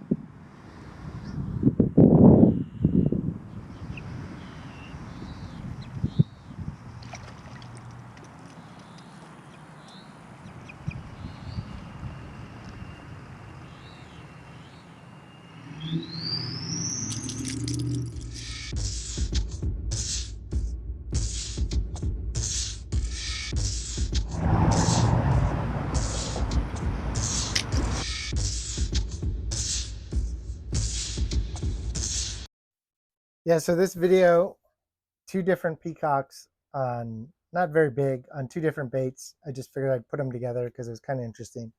I actually caught them under the same bridge, but from either side on either bait. First up was a jerk bait. Where did I put that little jerk bait? Here it is. This is kind of under the radar jerk bait, I feel. At least for me, not a lot of people talk it. It's the Bevy Shad Suspend. So it's kind of a cross between a jerk bait and like a Shad Rap style crankbait. Like if you look at next to a jerk bait, it looks like a jerk bait. If you look at next to a Shad Rap, it kind of looks like a Shad Rap. But it's got some rattles in it. It casts really well. It dives to about 8 feet, how I fish it with mono braid to mono leader. And it's just this perfect shad shape. And instead of like jerking it like you would a really, like the pointer, which is on my jerkbait rod, which we'll talk about in a second. Instead of like jerk, jerk, jerk, you do kind of these pulls. It's like, because it's almost like a crankbait. So you kind of do like mini crankbait pulls. And I just got it under that bridge and that fish ate it. And that was on my jerkbait rod, which is another 13 fishing rod. This is the Fate Black medium, or 6-7 medium, fast action. I was just saying when I was talking about my topwater rod that I could throw it on this. This is a fast action, same length, but I really like the extra fast action. And this is a relatively new jerkbait rod to me. That Fake Green was my old jerkbait rod, and I just kind of wore it out. And Gary gave me a good deal on this one. I'm running that 2018 Bass Rise, which if you've watched my videos about jerkbaits, it's basically the Casitas with magnetic brakes. And so it casts light lures better than almost any standard 150 size Shimano reel that I've owned.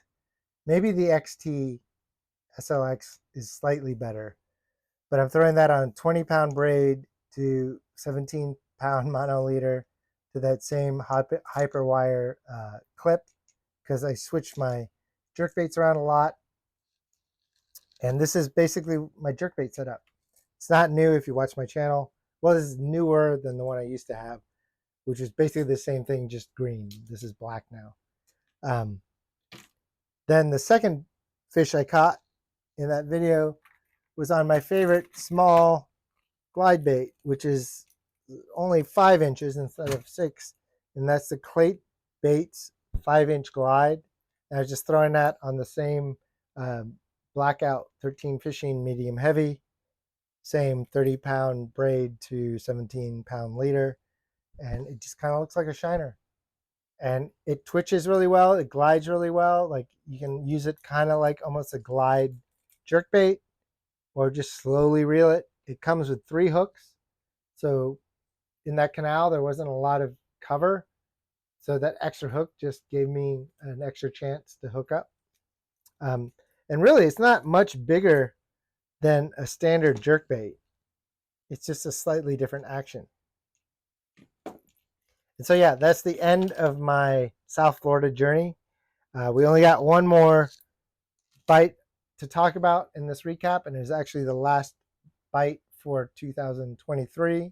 I know I'm late, but I figured it was a good place to stop. And it was on actually the bait that has been on this rod since we've been talking about it, this 13 fishing weedless shad, which they have discontinued. But why don't you watch this catch?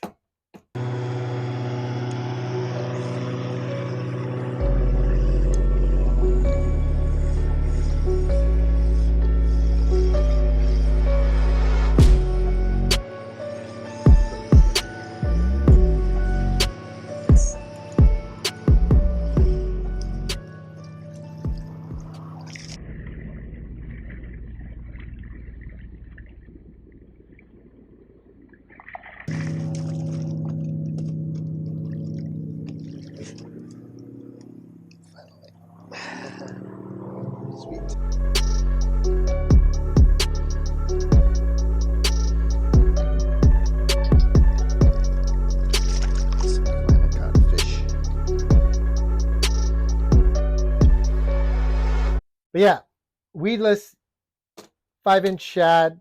It's an awesome bait. I would tell you more about it, but 13 Fishing got bought by Rapala and they're no longer going to make it. But I will tell you that this same rod and reel, the Corrado 7.6 medium heavy, moderate fast, is the best rod I own for throwing that size weedless swim bait. I run a leader sometimes. A lot of the time in Lake Panasoffkee, where that video was shot, I'll just run straight braid because you're fishing through so much grass that I don't think they even know what line is. I'll run a leader on a bait like that. Sometimes if I might want to run another bait that needs a leader and I just don't feel like changing. Sometimes I'm lazy. But you know, we all kind of can be lazy sometimes. But yeah, I feel like at least I'm not lazy right now because I've just gone through, I don't know, more than an hour of the recaps for almost 6 months of 2023. I know I'm already behind in 2024, but I've had less bite of the day videos because of various technical problems and timing problems. I hope to get back on the schedule of 2 bites of the week videos, or 2 bite of the day videos every week, and a recap at least every month or 2. But thank you for checking this out. I hope you learned something. I hope you enjoyed yourself. I'm Ted from Ted Lickens Fishing Life, and I'm out of here.